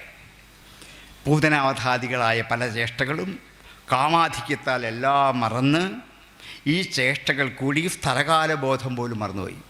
രാത്രിയാണ്, ഞങ്ങൾ ഇവിടെയാണ് നിൽക്കുന്നത്, ഒന്നും അറിയില്ല. രാത്രിയിൽ ഇറങ്ങി നടക്കാൻ പേടിയുള്ളവരാ, ഒരു ഭയമില്ല. ഇപ്പം ആര് മാത്രമേ ഉള്ളൂ? കൃഷ്ണൻ മാത്രമേ ഉള്ളൂ. അങ്ങനെ ഒരവസ്ഥ അവർക്കുണ്ടാക്കി കൊടുക്കണം. എല്ലാം ആരാണ്? കൃഷ്ണനാണ്. ഫക്കലതും പരിത്യജിക്കാനുള്ളൊരവസ്ഥ. ഇതാണ് ഭക്തിയുടെ പാരമ്യം. നമ്മൾക്ക് ഇത്രയും എത്താൻ പറ്റാറില്ല. നമുക്ക് നിങ്ങളാരും എൻ്റെ കൂടെ ഇല്ലെങ്കിൽ കൃഷ്ണൻ കൂടെ ഉണ്ടാവും, അത്രേ ഉള്ളൂ. നിങ്ങളൊക്കെ എൻ്റെ കൂടെ ഉണ്ടെങ്കിൽ അതൊക്കെ മതി. നിങ്ങളാരും എനിക്കില്ലെങ്കിൽ ആരുണ്ട്? ഈശ്വരൻ. നമ്മുടെ ഭാവന അങ്ങനെയല്ലേ? നിങ്ങളൊക്കെ ഉണ്ടെങ്കിൽ നിങ്ങളൊക്കെ മതി, കുഴപ്പമില്ല. നിങ്ങളൊക്കെ എന്നെ ഉപേക്ഷിക്കുകയാണെങ്കിൽ ആരുണ്ട്? ഈശ്വരൻ. അവിടെയാണ് നമുക്കപ്പോഴും അത്രത്തോളം കരുത്തില്ല. നിങ്ങൾ ഉപേക്ഷിച്ചെങ്കിലേ ആരുള്ളൂ? ഈശ്വരനുള്ളൂ. നിങ്ങളൊക്കെ കൂടെ നിന്നാലും എനിക്ക് ആരേ ഉള്ളൂ? ഈശ്വരനെ ഉള്ളൂ എന്ന് പറയാനുള്ളൊരു കരുത്ത് വേണം. അതാണ് ഗോപശ്രീമാർക്ക് ഉണ്ടാക്കി കൊടുത്തത്. ഓരോ നിമിഷവും ഉണ്ടാക്കി കൊടുത്തു. സാധാരണ സ്ത്രീകളുടെ കാര്യം ഇങ്ങനെയാണെങ്കിൽ പറയാനുമില്ലല്ലോ, നമ്മളെ കാര്യം പറയാനില്ല.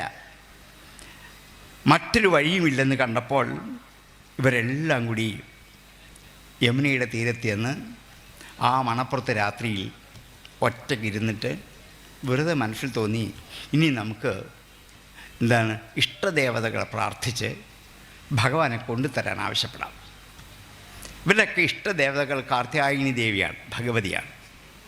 അവരൊക്കെ പുഴയുടെ തീരത്ത് മണ്ണുകൊണ്ടൊരു കൂമ്പാരം പോലെ ഉണ്ടാക്കിയിട്ട് അത് വിഗ്രഹമാണെന്ന് സങ്കല്പിച്ചിട്ട് അവിടേക്ക് അഭിഷേകം, പൂജ, പുഷ്പാഞ്ജലി, മന്ത്രം ഇതൊക്കെ ചെയ്ത് ദേവിയോട് അപേക്ഷിച്ചു. ഞങ്ങൾക്ക് എങ്ങനെയെങ്കിലും ഭഗവാനെ കാണിച്ചു തരണേ. ജയതിരേധികം ജന്മനാവർജ ശ്രേത ഇന്ദിരാ ശശ്വതത്രഹി. ഒരു അധ്യായം മുഴുവൻ ഈ ഗോപസ്ത്രീമാരുടെ പാട്ടുകളാണ്, ഗാനങ്ങളാണ്. ഇങ്ങനെ ഇവർ അനേക തരത്തിൽ ഗാനങ്ങൾ ആലപിച്ച് ഭഗവാനെ സ്തുതിച്ച് അങ്ങനെ ഭഗവാനിലേക്ക് മനസ്സ് സമ്പൂർണ്ണമായും ഉറച്ചു എന്ന് ഭഗവാന് ബോധ്യമായപ്പോൾ. കാരണം എല്ലാം വിട്ടല്ലോ. ഇനി ഇവർക്ക് മറ്റൊന്നിലും കാമനകളേ ഇല്ല. ഏതിൽ മാത്രമേ ഉള്ളൂ? കൃഷ്ണൻ മാത്രം. രാത്രി എന്നില്ല, പകലെന്നില്ല, വീടെന്നില്ല, കാടെന്നില്ല, പുഴയെന്നില്ല, ഒന്നുമില്ല. അതെല്ലാം വിട്ടു. അപ്പം ഇങ്ങനെ സമസ്ത ഭാവങ്ങളെയും വിട്ട് കഴിഞ്ഞപ്പോൾ ഇത് ഗോപ്യപ്രകായന്ത്യ പ്രളപന്ത്യശ്ച ചിത്രധാം രുരുദു ഫുഫരം രാജൻ കൃഷ്ണ ദർശന ലാലഫാഹ. ഒടുവിൽ തന്നെത്താനിരുന്ന് ഉറക്കെ കരഞ്ഞു ഓരോരുത്തരും. അവിടം വരെ എത്തിച്ചു ഗോപികമാരെ. തന്നെത്താനിരുന്ന് കരഞ്ഞു രുരുദു ഫുഫരം രാജൻ, ഉറക്കെ കരഞ്ഞു. കൃഷ്ണ ദർശന ലാലഫ, കൃഷ്ണനെ കാണാനുള്ള ഔത്സുക്യം കൊണ്ട്. ഇത്രയുമായി സമ്പൂർണ്ണമായിട്ടും ഇവരുടെയൊക്കെ ആത്മഭാവം തൻ്റെ ഉള്ളിലേക്ക് എത്തിയെന്ന് ബോധ്യമായപ്പോൾ താഫാമാവിരഭൂച്ചൗരി സ്മയമാനമുഖംബുജ, അവരുടെ മുമ്പിലേക്ക് പുഞ്ചിരിച്ചുകൊണ്ട് ഭഗവാൻ കടന്നു. സ്മയമാനമുഖംബുജ, പുഞ്ചിരിക്കുന്ന മുഖത്തോടെ. താഫാം ആവിരഭൂത് ശൗരി അവരുടെ മുമ്പിലേക്ക് ആവിർഭവിച്ചു.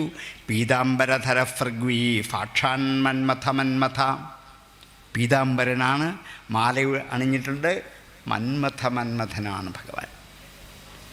ഇവരുടെ മനസ്സിനെയൊക്കെ മഥിച്ച സമസ്ത കാമവാസനകളെയും ഉന്മഥനം ചെയ്യുന്ന ഭഗവാൻ അവിടേക്ക് എത്തിച്ചേർന്നു. അഹോ, ഗോപികമാരുടെ ഇഷ്ടാനുസരണം രമിപ്പിച്ചു. ഇവിടെയാണ് രാസോത്സവം എന്ന വാക്ക് ഭാഗവതം ഉപദേശിക്കുന്നത്.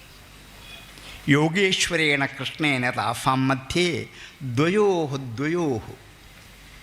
ശ്രീകൃഷ്ണൻ ആയിരക്കണക്കിന് ഗോപസ്ത്രീമാരെ രമിപ്പിച്ചത് താൻ 1000 മാറിയിട്ടാണ്, ഒറ്റക്കല്ല. ഒരു ശ്രീകൃഷ്ണൻ 1000 പേരെയും രമിപ്പിക്കല്ല, താൻ 1000 അംശങ്ങളായിട്ട് മാറി. അപ്പോൾ ഓരോ ഗോപസ്ത്രീമാരുടെ നേരെയും ഓരോ കൃഷ്ണൻ. 1000 ഗോപസ്ത്രീമാരുണ്ടെങ്കിൽ 1000 കൃഷ്ണനും തൻ്റെ യോഗീശ്വര മാഹാത്മ്യം കൊണ്ടാണ്. അല്ലെങ്കിൽ ഇങ്ങനെ പറ്റുമോ? ഇവിടെയൊക്കെയാണ് രാസലീലയെ വ്യാഖ്യാനിക്കേണ്ടത്. കാമലീല അല്ല ഇതേത് പറയേണ്ടത് അവിടെയാണ്. അല്ലെ ഇങ്ങനെ പറ്റില്ലല്ലോ. ഒരാൾ 5-8 സ്ത്രീകളെ സന്തോഷിപ്പിക്കാൻ ഒരാൾ തന്നെ 5-8 സ്ത്രീകൾക്ക് മാറി പോവുകയുള്ളൂ. ഇതങ്ങനെയല്ല. താൻ തന്നെ എന്തായി 1000 അംശങ്ങളായിട്ട് മാറിയിട്ട് അങ്ങനെ യോഗേശ്വരേണ കൃഷ്ണേന താസാം മധ്യേ ദ്വയോഹ് അവരുടെ ഇടയ്ക്കിൽ 2 പേരുടെ പേരിലായിട്ട് ഓരോരുത്തരുടെയും സ്പർശനാദികൾ കൊണ്ട് അവരുടെ കാമാന്ധതയെ കരിച്ചു കളഞ്ഞു. ഇപ്പോഴാണ് കാമത്തെ എന്ത് ചെയ്ത് ഗ്രേഡ് കുറച്ചു കൊണ്ടുവന്നു, ഭക്തിക്ക് മഹാത്മ്യായി. മുമ്പേ തിരിച്ചായിരുന്നു. ആദ്യം വന്നവർ കാമത്തിന് മുൻതൂക്കം കൊടുത്തിട്ട് ഭക്തി കുറച്ചാണ് വന്നത്. ഇപ്പോൾ എന്താണ്, ഭക്തിക്ക് മുൻതൂക്കമായി കാമവാസനകളെ കുറച്ചു കൊണ്ടുവന്നു. ഇതൊരു ട്രീറ്റ്മെൻറ്റാണ്, ഇതൊരു ചികിത്സാ സമ്പ്രദായമാണ്. മനുഷ്യ മനസ്സിലെ കാമവാസനകളെ എങ്ങനെ ദൂരീകരിക്കണമെന്ന് ഭഗവാൻ അവതരിച്ച് കാണിച്ചതാണ്. അങ്ങനെ കാമാന്ധതയെ കരിച്ചു, ദേഹസംബന്ധം വിട്ടു, ബ്രഹ്മാനന്ദരസം അനുഭവിപ്പിച്ചു അവരെ. കാമരസമല്ല അനുഭവിച്ചത്. ശ്രീകൃഷ്ണ ഭഗവാനോട് ചേർത്ത് ആലിംഗനം ചെയ്യുമ്പോൾ, ചുംബനം ചെയ്യുമ്പോൾ, കാമലീലകൾ അനുഭവിക്കുമ്പോൾ ബ്രഹ്മസമ്പദ രസാകുല ഫദഫി കേവലം കമപി യോഗിഗമ്യമനുഭാവയൻ. മേൽപ്പത്തൂര് എന്താണ് ആ രാസലീലയിൽ പറയും, കമപി യോഗിഗമ്യം അനുഭാവയൻ. ഒരു യോഗികൾക്കും അനുഭവിക്കാനാവാത്ത ഒരനുഭവം ആർക്ക് കൊടുത്തു? ഗോപശ്രീമാണ്. യോഗികൾ എത്ര 1000 വർഷം തപസ് ചെയ്താലും ഇതേപോലെ ഒരു ബ്രഹ്മാനന്ദരസം അവർക്ക് അനുഭവിക്കാൻ പറ്റിയിട്ടില്ല. അഥവാ പറ്റിയാൽ ഒരു നിമിഷം പിന്നെ അവർ വിട്ടുപോകും. പക്ഷേ ഈ ഗോപസ്ത്രീമാർ തങ്ങളുടെ ജീവിത സർവസ്വമായ ഭഗവാനോട് ചേർന്ന് യോഗിമാരനുഭവിച്ചതിനേക്കാൾ കൂടുതൽ ബ്രഹ്മാനന്ദരസം അനുഭവിച്ചു. അപ്പോൾ കൃഷ്ണന് കേവലം 11-12 വയസ്സുള്ളൂ. ഈ കാലഘട്ടത്തിലാണ് രാസലീല എന്ന് നമ്മൾ വിളിക്കുന്ന ഈ കാമലീലയല്ല രാസലീലയാടുന്നത്. രമേ രമേശോ വ്രജസുന്ദരീഭീം യഥാർഭക സുപ്രതിബിംബ വിഭ്രമ. വ്യാസൻ വ്യക്തമാക്കി. ഒരു കുട്ടി തൻ്റെ പ്രതിബിംബത്തോട് കളിക്കുന്നവരേ ഉള്ളൂ. നിഴലിനോട് കളിക്കുന്ന കുട്ടിയെപ്പോലെയാണ്. ഈ ഗോപസ്ത്രീമാരൊക്കെ നിഴലുകളാണ്. നിഴലിനോട് കളിച്ചാൽ എന്ത് പറ്റും? വില ഉണ്ടാവുമോ? ഒന്നും ബാധിക്കില്ലല്ലോ. നിഴലിൽ മുമ്പിൽ കാണുമ്പോൾ എന്തു ചെയ്യും? അടിക്കും, ചിരിക്കും, കരയും, കമ്പെടുത്തതെല്ലും. ഇതൊക്കെ ആര് കാണിക്കും? നിഴൽ ഇങ്ങോട്ട് കാണിക്കും. അങ്ങനെ കൃഷ്ണൻ എന്ത് ചെയ്തോ അതൊക്കെ ഗോപസ്ത്രീമാർ ഇങ്ങോട്ട് കാണിച്ചു. യഥാ അർഭക എപ്രകാരമാണ് കുട്ടി സ്വപ്രതിബിംബ വിഭ്രമ, സ്വന്തം പ്രതിബിംബത്തിൽ വിഭ്രമത്തോടെ ഈ കുട്ടികൾ കളിക്കുന്നത് പോലെ മായയിൽ ഭഗവാൻ, ആത്മാരാമനായ ഭഗവാൻ ഇവരോട് രമിച്ചത് കുട്ടികൾ മായയോട് കളിക്കുന്ന പോലെയാണ്. എല്ലാ സംശയവും തീർന്നില്ലേ? ഈ ഗോപസ്ത്രീമാരെ രമിപ്പിച്ചു എന്ന് പറയുന്ന സമസ്ത ആക്ഷേപങ്ങൾക്ക് ഒരൊറ്റ വരി മതി. ഭാഗവതം പറയുന്ന വരിയായത്. കുട്ടികൾ നിഴലിനോട് കളിക്കുന്നത് പോലെയാണ് ഭഗവാൻ ഗോപസ്ത്രീമാരോട് കളിച്ചത്.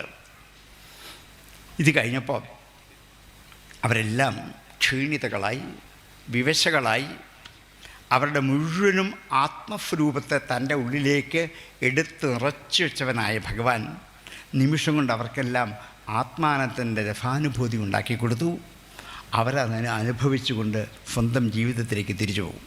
പക്ഷേ പിന്നെ ജീവിതത്തിൽ ഒരിക്കലും ഇവർ ഭഗവാനെ കണ്ടിട്ടില്ല. വൃന്ദാവനത്തിന് പോയതിന് ശേഷം ഭഗവാൻ മധുരയിലേക്ക് പോയിട്ട് തിരിച്ച് വൃന്ദാവനത്തിലേക്ക് വന്നിട്ടേ ഇല്ല. മധുരയിൽ നിന്നും ദ്വാരകയിലേക്ക് പോയതിന് ശേഷം തിരിച്ച് ദ്വാരകയിലേക്ക് വന്നിട്ടില്ല. അമ്പാടിയിൽ നിന്നും വൃന്ദാവനത്തിലേക്ക് പോയതിന് ശേഷം തിരിച്ചു വന്നിട്ടില്ല. കാരണം എന്താണ്? തിരിച്ചുവരവില്ലാത്ത പോക്കാണിത്. ആദ്യം അമ്പാടിയിൽ, പിന്നെ വൃന്ദാവനത്തിൽ, പിന്നെ മധുരയിൽ, പിന്നെ ദ്വാരകയിൽ, പിന്നെ ആ വഴി പോവുകയാണ്. തിരിച്ച് ഈ വഴിക്ക് ഒരിക്കലും വരില്ല. ഗോപസ്ത്രീമാരെ തിരിച്ചു കൊണ്ടുവരാൻ ഭഗവാൻ ഉദ്ദേശിച്ചിരുന്നില്ല. പിന്നെ ആകപ്പാടെ ഇവരെ കാണുന്നത് എന്താണ്? തീർത്ഥാടന വേളയിൽ സൂര്യഗ്രഹണം കഴിഞ്ഞ് സമന്തപഞ്ചകത്തിൽ പോയി തീർത്ഥാടനത്തിന് വേണ്ടി ഭഗവാൻ അവിടെ യാദവന്മാരെ മുഴുവനും കൊണ്ടുപോയി, പാണ്ഡവന്മാരെ കൊണ്ടുപോയി, ഇവരെല്ലാം കൂടെ തീർത്ഥം മാറിക്കൊണ്ടിരിക്കുമ്പോൾ അവിടെ എന്താണ് മഹർഷിമാർക്ക് കുറേ ഉപദേശങ്ങൾ കൊടുത്തുകൊണ്ടിരിക്കുന്ന ഭഗവാനെ ദൂരെ നിന്ന് കണ്ടു ഈ ഗോപസ്ത്രീമാർ. അടുത്തോട്ട് പോയില്ല, നിർനിമേഷരായി നോക്കി നിന്നു. ഭഗവാനെ കണ്ടപ്പം ഒന്നും തോന്നിയില്ല.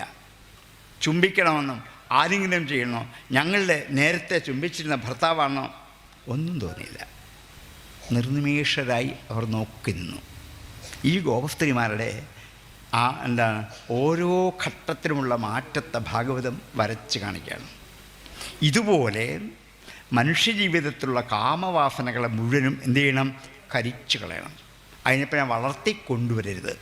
അതിനുവേണ്ടിയാണ് രാസലീല, രാസക്രീഡ എന്നൊരു ഭാഗം ഭാഗവതത്തിനടുക്ക് ഭഗവാനെ കണ്ട് അവതരിപ്പിച്ചെന്ന് തിരിച്ചറിഞ്ഞാൽ ഇതിനെക്കുറിച്ച് പറയുന്ന ആക്ഷേപങ്ങളൊക്കെ നമുക്ക് അനായാസമായിട്ട് മറുപടി പറയാം.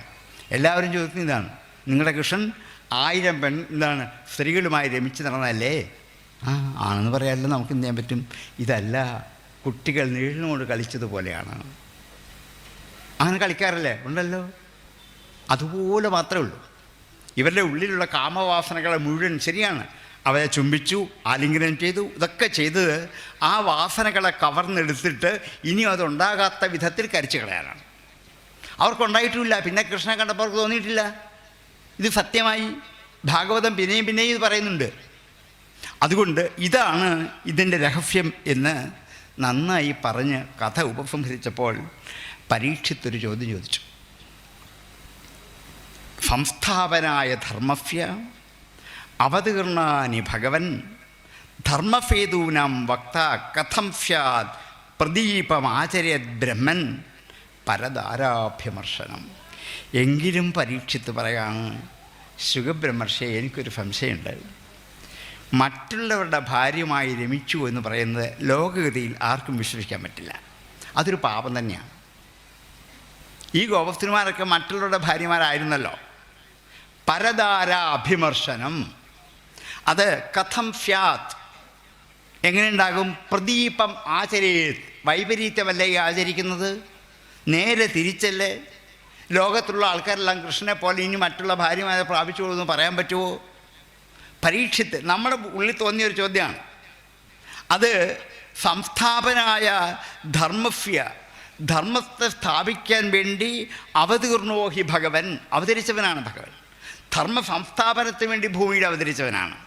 യഥാ ഹി ധർമ്മസ്യ ഗ്ലാനിർഭവതി ഭാരത അഭ്യുത്ഥാനം അധർമ്മസ്യ തദാത്മാനം സൃജാമ്യഹം എന്ന് അർജുനന് വാക്കുകൊടുത്ത ഭഗവാൻ. ഈ ധർമ്മത്തിൻ്റെ ഫേതു ചിറകൾ അതിനെ അതിലംഘിച്ചു പോകുന്നു കൊണ്ടാൽ ലോകത്തിലാരും ഇങ്ങനെ ചെയ്യില്ല. ഇത് ശരിയാണോ ചോദിച്ചപ്പോൾ ശുകൻ പറഞ്ഞു, ധർമ്മവ്യതിക്രമോ ദൃഷ്ട ഈശ്വരാണാം ച സാഹസം തേജീയസം ന ദോഷായ വന്യേ സർവഭുജോ യഥാം. എല്ലാത്തിനെയും കത്തിക്കുന്ന അഗ്നിക്ക് അഗ്നിയുടെ തേജസ് അഗ്നിയെ ദഹിപ്പിക്കാൻ പര്യാപ്തമാവോ? മറ്റൊരാളെ ദഹിപ്പിക്കാനല്ലേ പറ്റുള്ളൂ. അഗ്നിയുടെ ദാഹകത്വ ശക്തി അഗ്നിക്ക് ദോഷമല്ല, ആണോ? അഗ്നിയെ തന്നെ ഇല്ലാണ്ടാക്കുമോ? ഇല്ല. തീ കെടുത്തനെ എന്ത് വരണം? വെള്ളം വരണം. അഗ്നി കൊണ്ട് പറ്റില്ലല്ലോ. വന്യേഹേ സർവഭുജ, എല്ലാത്തിനെയും ഭുജിക്കുന്ന വന്യക്ക് തേജീയഫാം, തൻ്റെ തേജസ് എന്ന ദോഷായ, ദോഷത്തിനായിട്ട് വരില്ല. അതുപോലെ ഈശ്വരാണാം ച സാഹസം, ഈശ്വരന്മാരുടെ സാഹസം ധർമ്മവ്യതിക്രമോ ദൃഷ്ട, ധർമ്മത്തിൻ്റെ വ്യതിക്രമമാണെന്ന് കാണേണ്ടതില്ല, കാണാൻ പറ്റില്ല. അങ്ങനെ ആണെങ്കിൽ അഗ്നിയുടെ തേജസ് അഗ്നിയെ തന്നെ നശിപ്പിക്കണം. അതില്ല. ഭഗവാനെപ്പോലെയുള്ള മഹാത്മാക്കൾക്ക് ഇത് ചെയ്യാം. അതുകൊണ്ട് നിങ്ങളാരും അങ്ങനെ ചെയ്യാൻ പുറപ്പെടണ്ട. അഗ്നിക്കത് ദോഷമില്ല. മുമ്പേ ഞാൻ പറഞ്ഞു, ശിവൻ വിഷപാനം ചെയ്തുകൊണ്ട് ആർക്ക് ദോഷമില്ല? ശിവന് ദോഷമില്ല. നമ്മൾ അത് കണ്ട് വിഷം കുടിക്കാൻ പോയാലോ തീർച്ചയായിട്ടും മരിച്ചു പോകും, ഉറപ്പാണ്. അതേപോലെ ശ്രീകൃഷ്ണൻ്റെ എത്രയെത്ര കർമ്മങ്ങൾ, നമുക്ക് ആചരിക്കാൻ പറ്റാത്ത കർമ്മങ്ങൾ ശ്രീകൃഷ്ണൻ ചെയ്തു കാണിച്ചു. എന്നാൽ അതൊക്കെ ചെയ്യാൻ പുറപ്പെട്ടില്ലേ? കൃഷ്ണൻ രാത്രിയിലെ ആടിയതിൽ മാത്രമേ ഉള്ളൂ ആക്ഷേപം. പർവ്വതമെടുത്ത് ഒരു കൈ കൊണ്ട് ഉയർത്തിപ്പിടിച്ചതിലോ? അതൊന്നും പറയില്ല. എന്നാൽ അത് ചെയ്തുകൂടെ? കൃഷ്ണനെ അനുകരിക്കാൻ അങ്ങനെ ചെയ്യാം, അത് ചെയ്യില്ല. ഇതിൽ മാത്രമേ ആക്ഷേപം പറയുള്ളൂ. അതുകൊണ്ട് അഗ്നിയുടെ തേജസ് അഗ്നിയെ നശിപ്പിക്കാത്തതുപോലെ ഈ ഭഗവാന്റെ ഈ മാഹാത്മ്യം ഭഗവാന്റെ തേജസ്സിന് ഹാനി അല്ല, നമ്മൾക്കാവാം. ഭഗവാന്റെ തേജസ്സിന് ഹാനിയല്ല. ഈശ്വരാണം ച വചസത്യം തഥൈവ ആചരിതം ക്വചിത്. ഈശ്വരന്മാരുടെ വാക്കാണ് സത്യം, അതുപോലെ ആചരിച്ചോണം എന്നില്ല. തേഷാം യത് വചോയുക്തം ബുദ്ധിമാൻ തദാചരേത്. ഭഗവാന്റെ വാക്കുകളെ ബുദ്ധിമാൻ ആചരിക്കണം, പ്രവൃത്തികളെ അല്ല അനുകരിക്കേണ്ടത്. ശ്രീകൃഷ്ണ ഭഗവാന്റെ പ്രവൃത്തികളെ അല്ല അനുകരിക്കേണ്ടത്. എന്തിനെയാണ്? വാക്കിനെയാണ്. അവൻ ബുദ്ധിമാനാണ്. ഇത് ശുകബ്രഹ്മർഷി പരീക്ഷത്തിന് ഈ ചോദ്യത്തിന് മറുപടിയായിട്ട് പറഞ്ഞിട്ടാണ് ആ രാഫലിയുടെ ഉപസംഹരിക്കുന്നത്. യദ്യദാചരതി ശ്രേഷ്ഠ തത്തദേവ ഇതരോജന ഫയത് പ്രമാണം ഗുരുതേ ലോകസ്ത അനുവർത്തതേ. സദാചാരമാണ് പ്രമാണം, അതാണ് ധർമ്മം. ഫത്തുക്കളുടെ ആചരണങ്ങൾ, അവരുടെ വാക്കുകൾ പ്രമാണമായി സ്വീകരിച്ച് അതനുസരിച്ച് ജീവിക്കുക. ആചാരപ്രഭവോ ധർമ്മ എന്ന് ആചാരത്തിന് ഉത്ഭൂതമായതാണ് ധർമ്മം എന്ന് ധർമ്മത്തെക്കുറിച്ച് വ്യാഖ്യാനിക്കുമ്പോൾ ഭഗവാൻ അത് സൂചിപ്പിച്ചിട്ടുണ്ട്.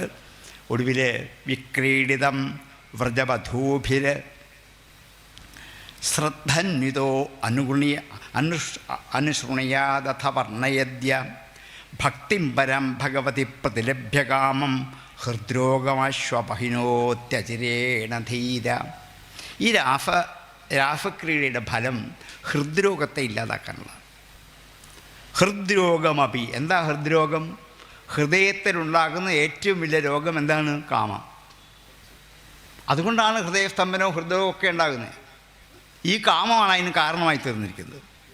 അതുകൊണ്ട് ഈ രാസക്രീഡയുടെ കഥ ശരിക്കും വായിച്ച് കീർത്തിച്ച് മറ്റുള്ളവർക്ക് പറഞ്ഞു കൊടുത്താൽ ഹൃദ്രോഗത്തെ ഇല്ലാതാക്കി തീർക്കുമെന്ന് വ്യാസൻ തന്നെ പറഞ്ഞിരിക്കുകയാണ്.